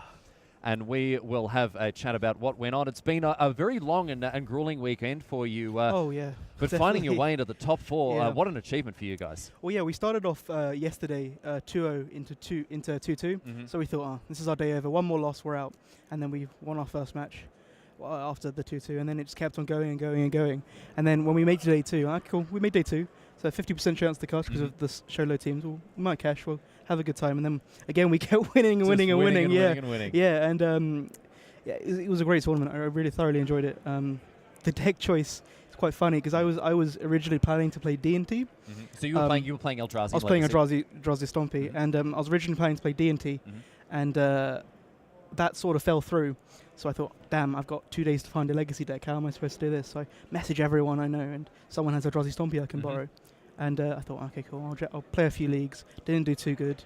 Didn't feel too good coming into the tournament. And I think I X4'd the weekend, Okay. which isn't too good, but it's like great for no practice with the deck. And Yeah. You've done really Yeah, well. So done really well, yeah. talk to us about the deck choice in both in standard and in modern here. The Scarab God is just reigning supreme Oh, of course. in modern. So this was just locked in straight away, Yeah. just finding the best shell for it. As your teammates join us here, congratulations, boys. Just having a chat about how things went there. But talk to us about the process for standard. Was it just all about the Scarab God straight away? Well, that's the first thing we went to. We went to Scarab God is easily the best god in standard, hands down. So we tried to find the shell. We've been watching a stream by Matthew Folks, and he's been playing Blue Black a lot. And we weren't too comfortable with the deck. So we went with Chris here has been playing Grixis since the deck was after the energy bans. And so we thought we'd run it back. Did pretty well. What was your record? X? Quite bad? X quite bad. Yeah. All right. Okay. So that wasn't. We played against like the matches we thought we were good against. We tended to lose because they had metagamed their decks towards Grixis energy.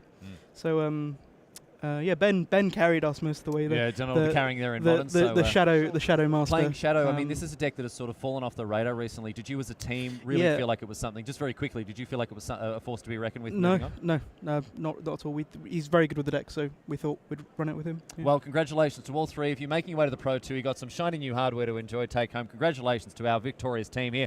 We're going to wrap things up from GP Madrid. I'll get you to stick around for just a moment here as we close out the stream.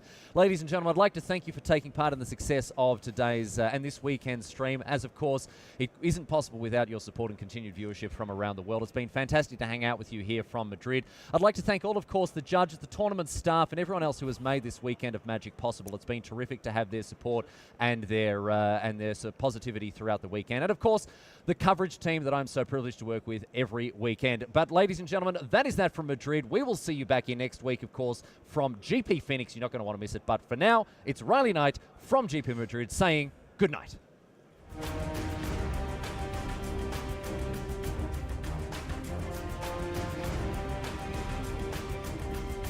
Congratulations. There we go. Well done indeed. And we'll see you at the Pro Tour.